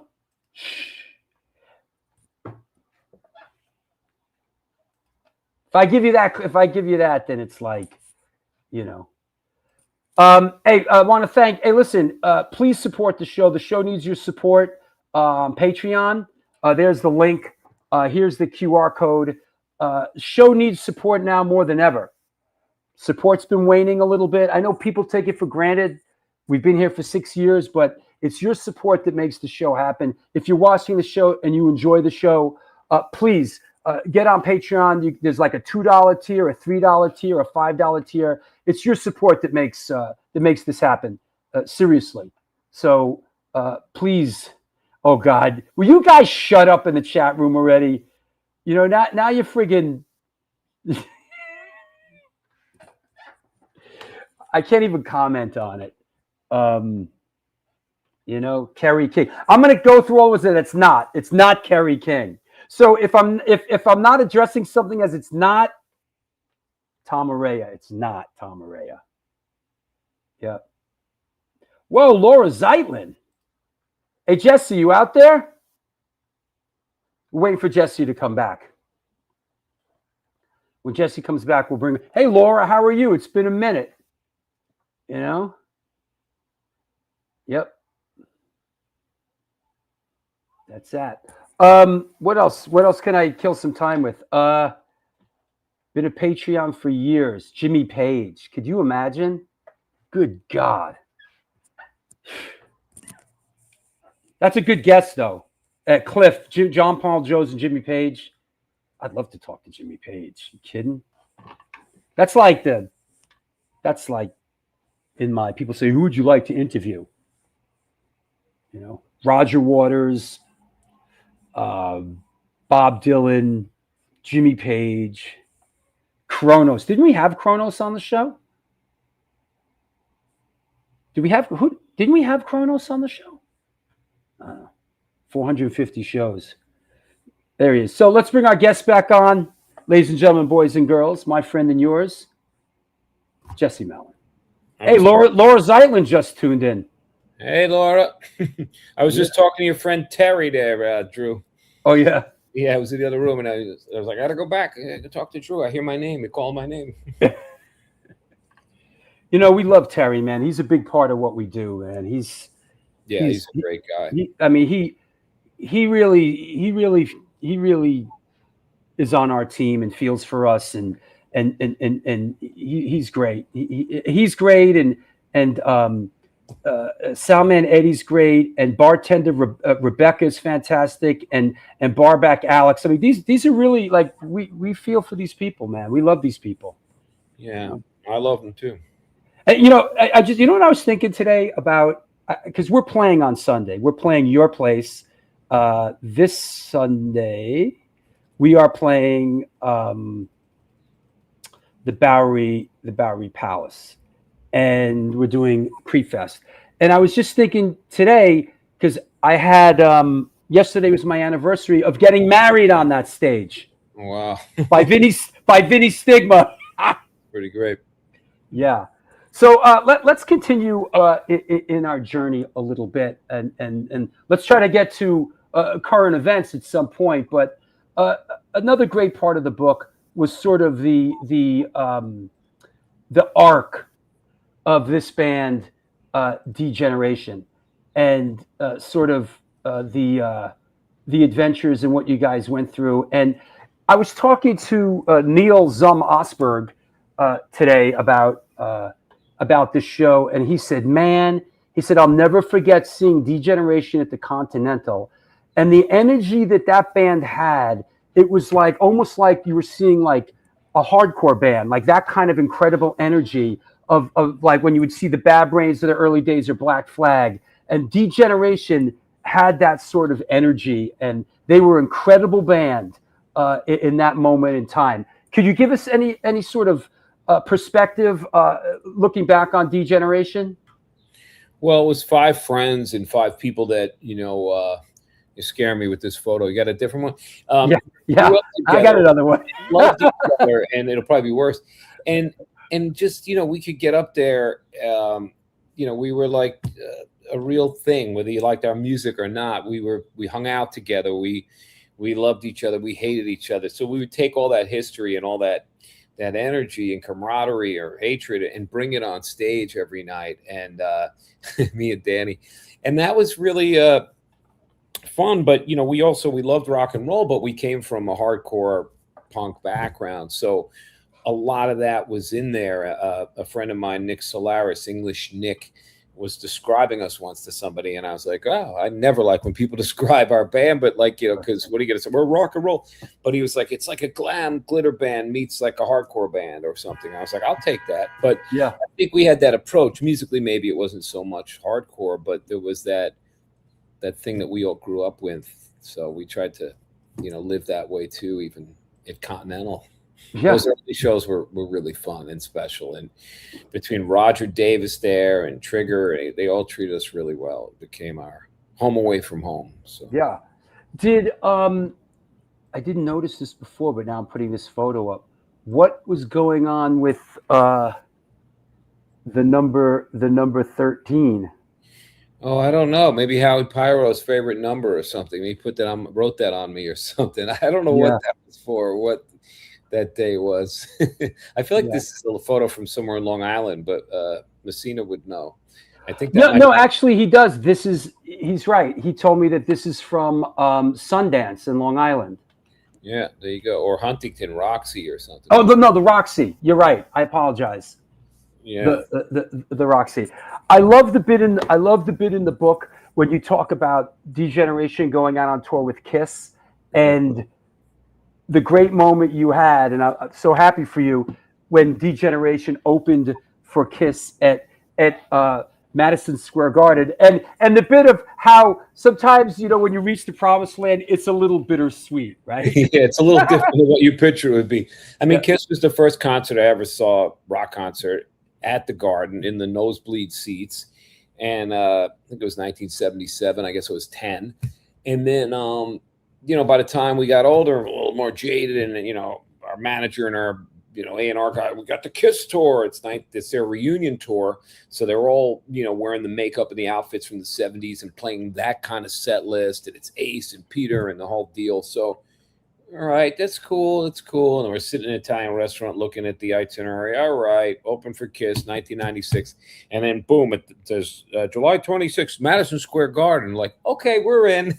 Yeah, right. But we didn't realize, after being out for a couple of weeks with them, what it would be like. And, there's a lot of restrictions, even though they were really sweet and really supportive. And,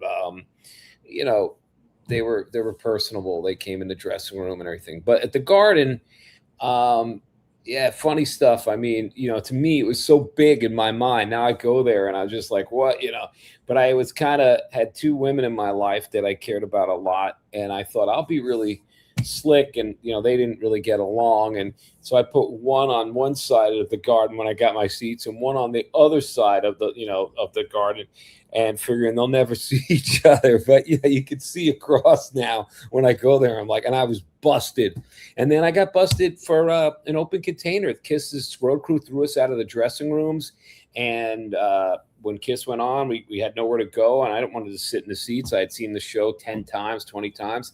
So I was like, I'm going to play the Garden. I'll go down to St. Mark's. I'm going to go, Coney Island High and celebrate. And ended up getting arrested with my Rolling Rock beer and going to jail. And, the whole thing. Where did that incident happen? On 8th Avenue and 30th Street. I went out the back door, but no, actually 7th, under that pavilion, where Ace Frehley's picture used to be. Sure, and there was a bank, Peppermint Park. And all that. Yeah. I wasn't even I was still under the overpass thing. And it was like, hey, man, I just played here. I had my laminate, it had a picture of me and Kiss. And I was like, I'm a New Yorker. I waited my whole life to play the Garden. But it was Giuliani time. And they put, I went to jail twice during his mayoral run here in New York. One was for putting up a flyer with Scotch tape. And I missed the New York Marathon, which I was supposed to run that Sunday, but I was locked up in the Tombs. And but when I got out, I went to WoHop because it was open on Monday. But yeah, the Kiss thing, it's wild. And people are like, yeah, you played the Garden. But then you're like, well, we opened up. But Bob Gruen took a nice photo that's in the book of that night. And, it's one of those things that you could tell your family, whatever, the kids, it's like, yeah, well, my father would never come see us. Like, Dad, we sold out CBGB's, Irving Plaza. I'll see you when you play the Garden. So then he had to come. There it is. There's the Bob Gruen photo of D-Generation playing Madison Square Garden. And the bass player, Howie Pyro, we all got our parents there. And his parents came from Queens, Cy and Connie, really nice people. And they were so excited when they got their seats. Their son was playing the Garden, but they're even more excited in 1996 when they turned around and saw that they had better seats than Donald Trump. That's great. I'm going to tie this in here. You mentioned the sort of Giuliani era. And, of course, Giuliani had the quality of life era here in New York City, which a lot of people attribute to the city getting cleaned up. In some circles, he certainly a controversial figure. He stood tall during 9/11, but also really did a lot to chase a lot of the artists out of the city. And I know that quality of life sort of program or whatever really did a lot to making Coney Island close, right? We got closed for dancing, and these were laws that he was enforcing that dated back to Prohibition times, based in racism, in jazz clubs. And literally they started to come in and tell us we couldn't have dancing. And the first fine was only $10,000, but then by the next time they come, it keeps going up to like over $100,000 in a padlock. So we had signs up that said no dancing, and people were like laughing, like, is this Footloose? Is this real? And the rock shows that I did there were really great and fun. The bands we had, the list is incredible, yes. But the money is made more with our Green Door dance parties, where the night is just endless and people danced and hung and talked and drank till 4. And that's where you could kind of make the money to pay those expensive bills and rent. And we stopped having those, or we started to tell people not to dance, and it got really bad. So we were closed down and shut and went bankrupt because of the cabaret laws. But We beat them a couple times, and this is in the book. It's funny. Yeah. We had a stairway when you went in. You went up first, and then one level, and then down. So we had door guys, our friends, and we rigged up a thing that, so if they were coming to raid us, they wouldn't come on a Tuesday at 6. They would come on a Saturday at midnight when everybody's dancing. Sure. And the place is in full action. And then they come in and they scare out all your customers. So they wreck it for the bartenders and everybody. You got the fire department, the cops, the consumer affairs. They'd all come in. It's like a full-on raid just to see if people are dancing. So at the top of the stairs, as they're coming up, we have a button. And the button has a wire that goes to the DJ booth. And in there was a cassette machine with something very undanceable on it. Sometimes it was Metal Machine music by Lou Reed, or sometimes it could be some weird jazz that we all hated. And they would hit the button as the guys were coming up the stairs. And they'd hit that button. And then the crowd would go, and slowly... They were standing there. They weren't dancing the Lust for Life or whatever anymore, Sonic Reducer. It was like, and it worked a few times. But in the end, they came in and, you know, it just, they caught us. And, I also, I mean, before we move on, I also remember talking to you about how, in a lot of ways, the neighborhood kind of turned on you, which was bizarre. But I guess a testament to just the bitter gentrification of that area. It was like, they looked at us as St. Mark's. I would go to the community board meetings. They were like, witch trials. And they were like, yeah. And a guy who had a shop on the block and this one, they were all unhappy. I'm like, you got a record store. You got a comic book store. Like, these are kids coming in, lining up for hardcore matinees. Like, they want to shop. Like, this is young kids coming from all over the world here to see these shows. But people didn't like the lines in front of their stores. They didn't like people hanging out. And so the whole community down there, which... now they're probably all great people. Like so many years ago, that was like when St. Mark's was like pretty happening. Sure. They weren't too happy with us. So it was something I did. I had my first record contract and I just, you know, some people want to, you know, a certain car they want, or they want to buy a special kind of drum set or what. I wanted to have a rock club. And it was kind of like it looked like a little school. I wanted it to be like rock and roll high school. So I hired all my friends. I didn't know what I was doing. But it was, in a way, though, it was like sort of like having a bike with training wheels, and that sort of set you on your way to the later successes you had with the Bowery Electric in Niagara. And we learned a lot. It was business school in some way. It was a bitter learning experience. But everybody drank free. You know, not many people pay. You know, a lot of people didn't pay for the shows. And sure. There's a lot of funny nights there, but things change. You see some of your hardcore trading cards. You see any of these? Yeah, I did see this. He brought me those. It's funny. Yeah. And he has a really, I see Josh asking, good question. This is a good, we're going to do some questions now can Jesse tell a good Steve Poss high school story? Okay. Well, you know, I started going on tour with Heart Attack in maybe even 81, we went to Mexico. 82 and 83, 84, we went to LA. Golden Voice would fly bands out to play. We'd play Olympic Auditorium with GBH or Social like D. And I would go on tour, and, you know, and they didn't like that in public school in Queens, 194 junior high school. And I got suspended a lot, beat up a lot for looking different.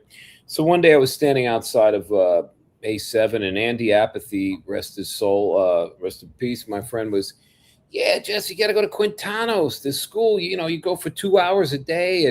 And you know, and I had this other friend, Anthony Ferrante, was telling me about another hardcore kid. And it's like, you know, if you want to go on tour, they give you the work. It was set up for all these people, went there, you know, Patty Duke and Michael Jackson and Steven Tyler. I was like, whatever. So it was this fucked up school, and Pops was going there. He was from Queens too. You went to school for 2 hours a day. It was above High Times magazine in an office building off Columbus Circle by Central Park. Yep. And, you know, Jimmy G would come visit, bring in a 40 and sit there. It had really degenerated since the 50s and 60s of being a showbiz school. And that was very decadent. There were a lot of people that weren't artists, bluffers, and rich kids that just went there to get through and get the diploma, which wasn't even real in the end. And Poss was there, and he was going out every single night and smoking weed and drinking and, you know, whatever he's doing, and coming in there hungover. But they were nice people, and I would go on tour. And then if you didn't go on tour, you wanted to not come in, you could be like, yeah, I'm on tour. Meanwhile, you're in Central Park drinking a 40 on a bench, or you're just in Queens. Yeah, I'm on tour. I'm not coming in. And I'd sit in class, and sometimes they would see these men come into the biology class, and it was like 30 of us in the class, maybe less. And they would be in suits, and they'd point at different guys, different kids, and then they'd leave. So I looked out the window 8 stories down to 60th and Broadway, and I'd see these town cars, it's the early 80s, mid 80s. And then I'd see these kids getting in. And one day Andy Apthy says to me, you want to make some money? You have a fake guitar. It's not even a Gibson. Don't you want to buy like a real SG? And you should just come in these cars, and you come down to Atlantic City, and these rich women they'll spend all this money while their husbands are playing blackjack just to suck on your balls for hours. You'll get paid. And once in a while, you got to be with a man. And I said, I think I'll stay in biology. Wow. And my mother would. And they came to the school to recruit kids? Yeah, I don't know what was going on, but yeah. Wow. And my mother would say, that Mickey Mouse bullshit school. She was from that era where, you Right. went to college, like you go to Sure. college. And I'd say it's the answer to everything. Go to college, go to college. So she's like, you're going to go to college. And I said, I'm going to go on tour. Well, you might change your mind. It better be a real diploma. Fuck this cheap, fake private school.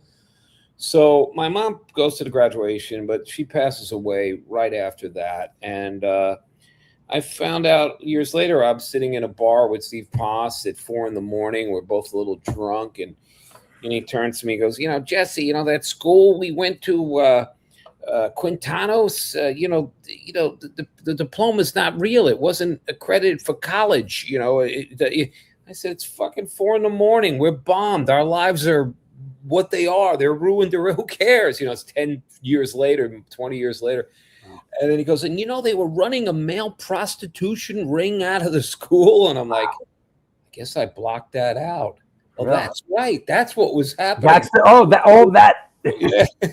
And he just cracked up, and I said, get me another Heineken. That's crazy. Lori, Yes. any question? You have There anything? was no prostitution ring out of my high school. Listen, and what was going on where you grew up in Long Island? And then there was a school ring, and Poss was really my friend, Steve Poss. So when I first met him, I said he was this little scary guy. He looked like he was never going to grow, and he had this Dead Kennedys marching band jacket with DKs on the back, and he hung around with the guys from Queens, who's Forest Hills, Rego Park kid, Reagan Youth, who were originally, when I met him, they were called Puss. And I said, yeah, what do you do? And he goes, I bark for Reagan Youth. I bark.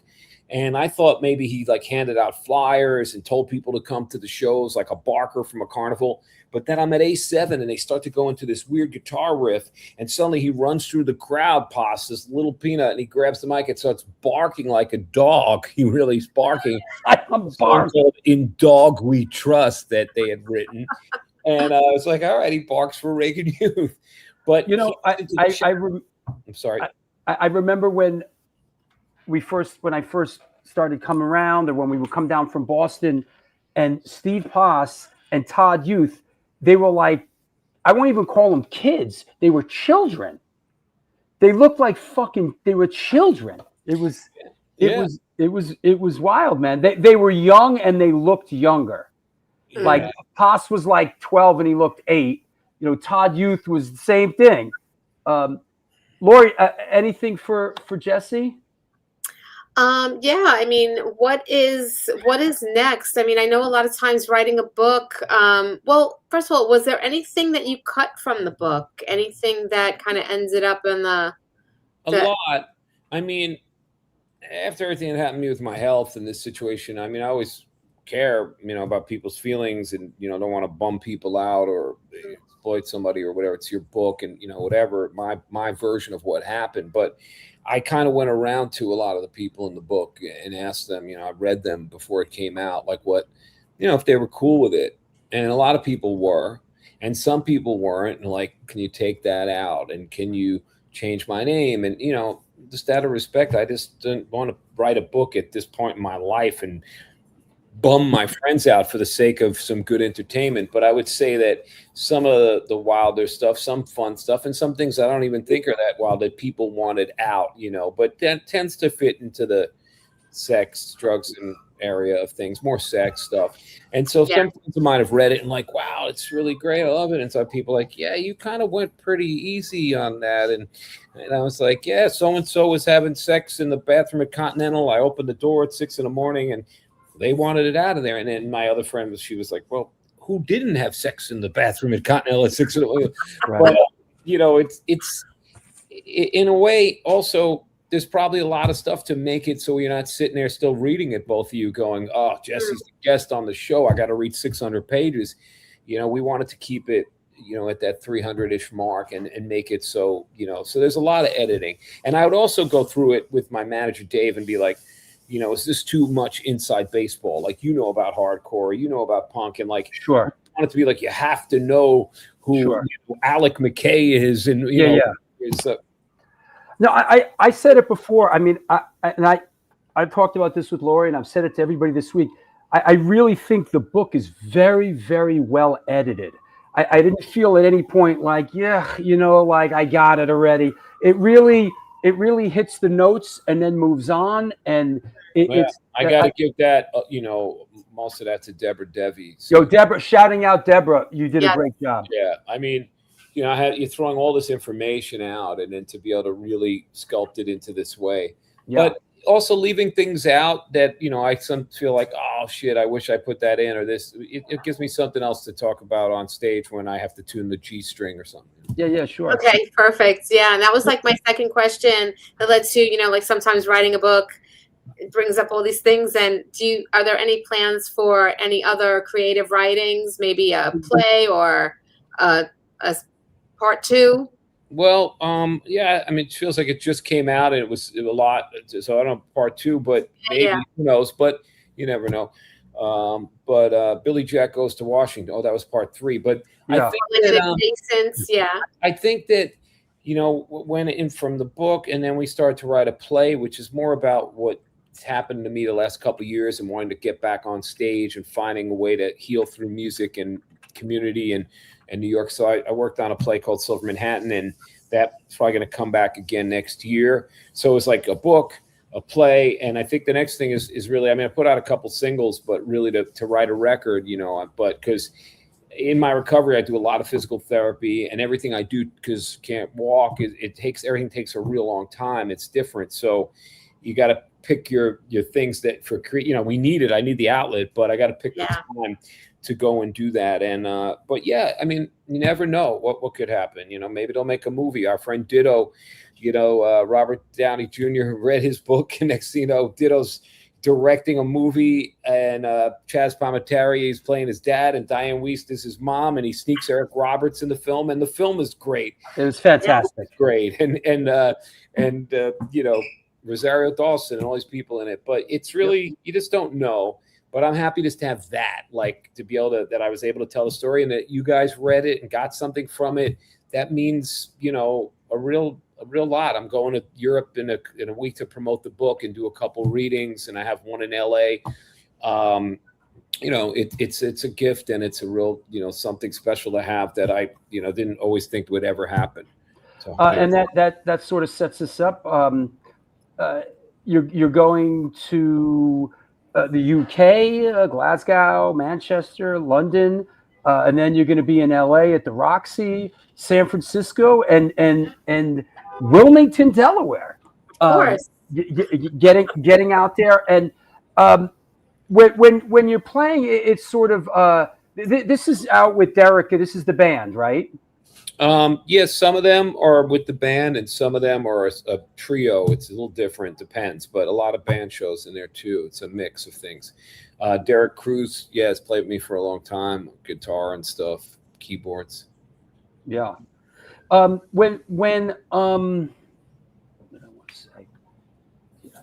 was thinking about you being on the boat cruise with Derek Cruz. But James Cruz, my bass player, is a total, and Pablo Cruz might have came on. That's right. There's a lot going on there. Let's take a couple more questions and we'll wrap it up. Let's see what we got here. I guess this is legit. Let me put this up, the graphic up for this too. because I know I just lost it. Let me get it back. I know you're going out on playing. You're going to play Little Steven's Boat Cruise again.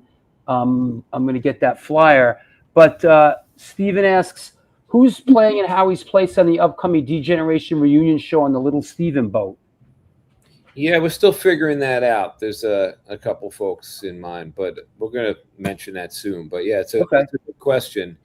Unfortunately, it won't be Howie, but no holograms. But well, look at this bill: The Damned, X, D-Generation, Buzzcock, Stiff Little Fingers, Glenn Matlock. This is pretty and banging. Flesh Tones are in there, and Chesterfield Kings.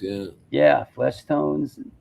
Kathy Valentine. It's a great. Yeah, that. So you're going back on the boat. Is it the same? Is it the same boat that you did the other thing on? Yeah, it's the same boat.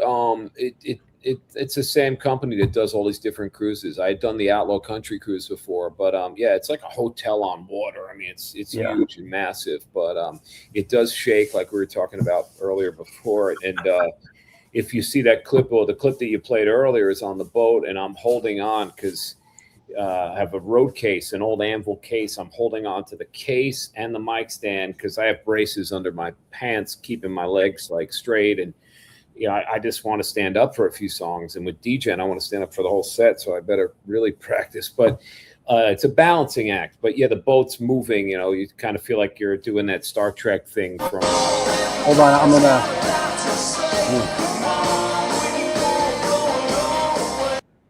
Yeah, there you are. Yeah. So yeah, I was wondering, like, the boat's moving up and down, and you're up there. Yeah. Yeah, it's pretty crazy. Yeah. You can't tell in that moment. It depends when it comes, when you least expect it. Here's Rabbi Overboard. Yeah. James G. Philosopher says, Jesse, Glitter in the Gutter totally saved my life. Is that James G. Philosopher? It's almost like Jimmy G. Philosopher. Yeah.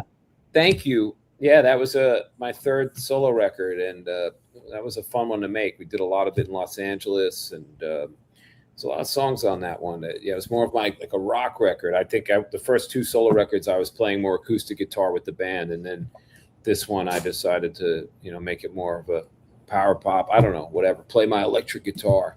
Yeah. Electric. But thank you. Cliff Monk. Hey, Jesse, any chance of unreleased audio or video of Heart Attack that could surface in the future? I know in the book you talk about Mojo taking off with the demo tapes, and it took 25 years to get them back. I thought that was pretty incredible. He did give him back, bless his soul. He's a good DJ. Mojo was our manager. He was a huge guy that is in that Beastie Boys song, Egg Raid on Mojo. But yeah, there is some Heart Attack stuff in the works. There's conversations about putting out some stuff of some unreleased material and maybe some whole new kind of set of Heart Attack stuff. As far as video, they would film you at the Perman Lounge in the early 80s, but you had to have like $250 to buy it, or they say go over the tape again. And they would show it to you and it'd be like, wow, that's what we look like. Holy shit. And then we'd be like, we got $5. And so I wish we would have had some of those shows that they would offer. But there's some stuff out there. There's something from Sun Valley Hall in California, Southern California, weird clips out there on YouTube. And the Flipside compilations in 84, they would do these live comps that used to be at Generation Records on VHS probably.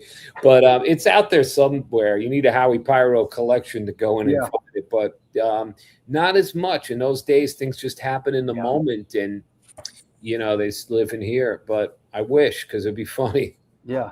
Sean McNally says, please thank Jesse. Thank you, Jesse, for getting heavily involved in venues and keeping the all ages underground shows alive. I wish more people from the scene who found financial success would do the same. Best wishes and better health going forward. And I guess this is sort of an opportunity for me to say, on behalf of me and Larry Kelly and Lori and you're our patron saint, dude. I can't thank you enough for all you've done for us down at the Bowery. And Wow, you guys I'm getting choked up just saying it, you know. No, you put so much into your shows, and everybody in the crew is so respectful, and they, my staff loves it, and we got to keep that music going. And it makes me really proud to have, hardcore shows on the Bowery. Maybe it's a block up from CB's, but with all the things, since COVID, it's really tough to have clubs. The new generation of kids don't drink alcohol. You can't charge crazy amounts for tickets. But the rent goes up. So it's really been hard to keep these stores open. But the hardcore scene always, is very supportive of everyone working there, and they pay cash. But just to see people out on the street or go into the show and hear the music, it makes me feel really I get something from it. So thank you. Man. Yeah, we really appreciate having a home there. And, it just feels like a family event every time we go. And we love going there. We love working with everybody at the Bowery. Women of the Pit always do our, holiday coat drive there. And that's always a beautiful day. So it just means so much to us. Yeah. Well, right back at you. And thanks to Larry for helping hammer up some stuff upstairs and get that place open last night. There he is. There's Larry. Definitely. Yeah, man. Definitely for me. Love you, Jesse. Thank you for all you do. Yeah. Thanks for having me on the program and all you do. I'll see you guys soon. Anybody you want to thank? Anybody you want to shout out? I think we shouted out a lot of people, so hopefully they heard it. All right. I'll talk to you soon, and thanks for everything, Jesse. We love you. All right. Good luck with the book. Take care, everybody. Thank you. Okay. There you have it. Yeah. That was great. Yeah. Fantastic. Jesse Malin, ladies and gentlemen. And wow. I really, really enjoyed this book. I'm not just saying it. Like, I love your book. I've never related more to someone's autobiography than this book. It was just pretty, evoked a lot of emotions, just the memories. Yeah. It was great. The cultural references and stuff are really a lot of fun. I actually got it on Kindle, because I wanted to quick read it, but I'm like, this is what, I trying to cut down on space and things and everything, but I think this is one that I'm going to have to pick up on, the hard copy of. So here's a good shot that I didn't put in I didn't get a chance to put up, but to me it speaks volumes. It's like Jesse playing Niagara in front of the A7 plaque that he was, he's the one that made that A7 plaque that pays homage to all the bands, a lot of the bands that play there. He's the one that got that plaque on that wall, and that photo really says a lot to me. Yeah, it's a beautiful photo too. Yeah. Kirk Hammett on the 250th show. First off, dude. First off, it's like 200 shows. Fucking come on, Kenny Rayner. First off, we're watching episode number 432. But in the alternate universe where Spider-Man's in the Fantastic Four, we can get in the space-time continuum and go back in time and redo the 250th show, and we will have Kirk Hammett on. Yes, absolutely. But it might be the butterfly effect where the entire Earth is destroyed in the process. I'm going back to fight the Gorn. So exactly. Yeah. Thank you, Robert Hogg. Appreciate it. And it was great. Karen, thank you so much. Nice to see new faces watching the show. Thank you so much. And if anybody out there, anybody new enjoyed the show, please, the show could use some support.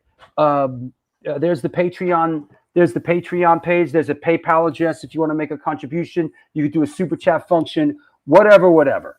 But please support the show. And if you can, pick up your communication device and follow the show on Instagram at Stone Films NYC. That said, that was crazy why Coney Island High closed.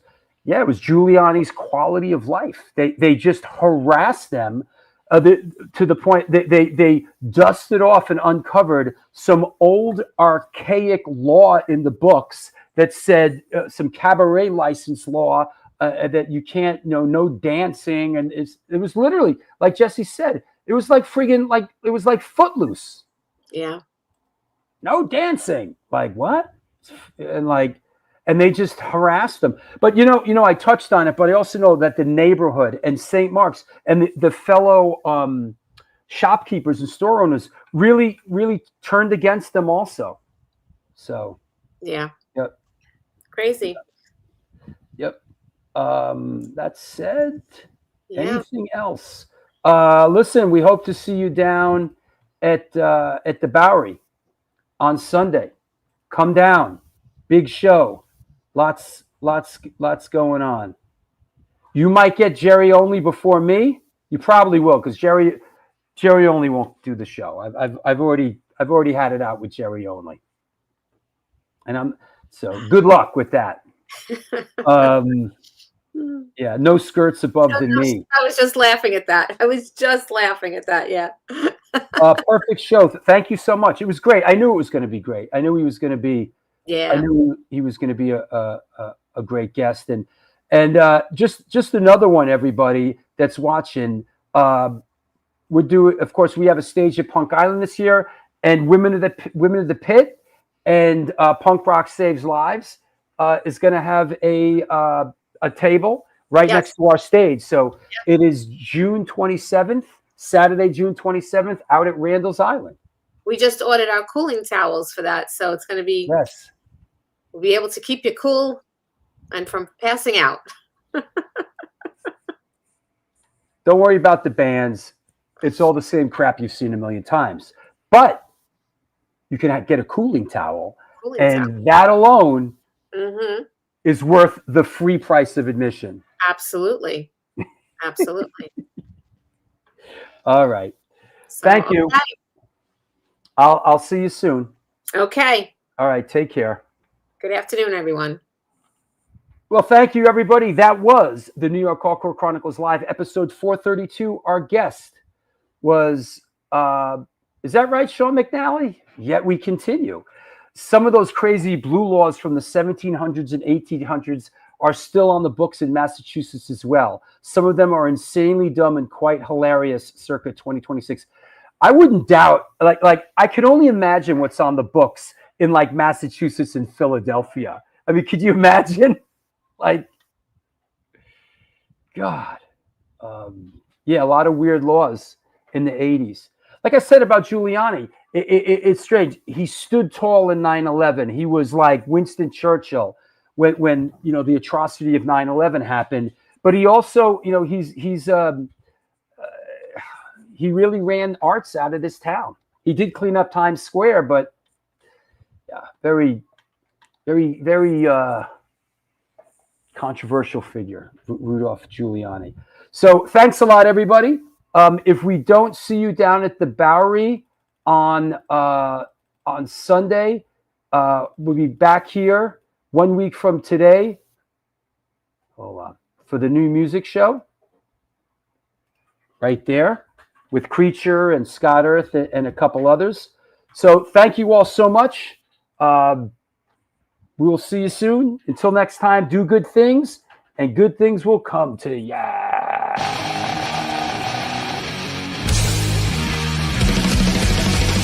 Conditioned by indoctrination, conditioned by society. You're a victim of the digital age, a 21st century casualty.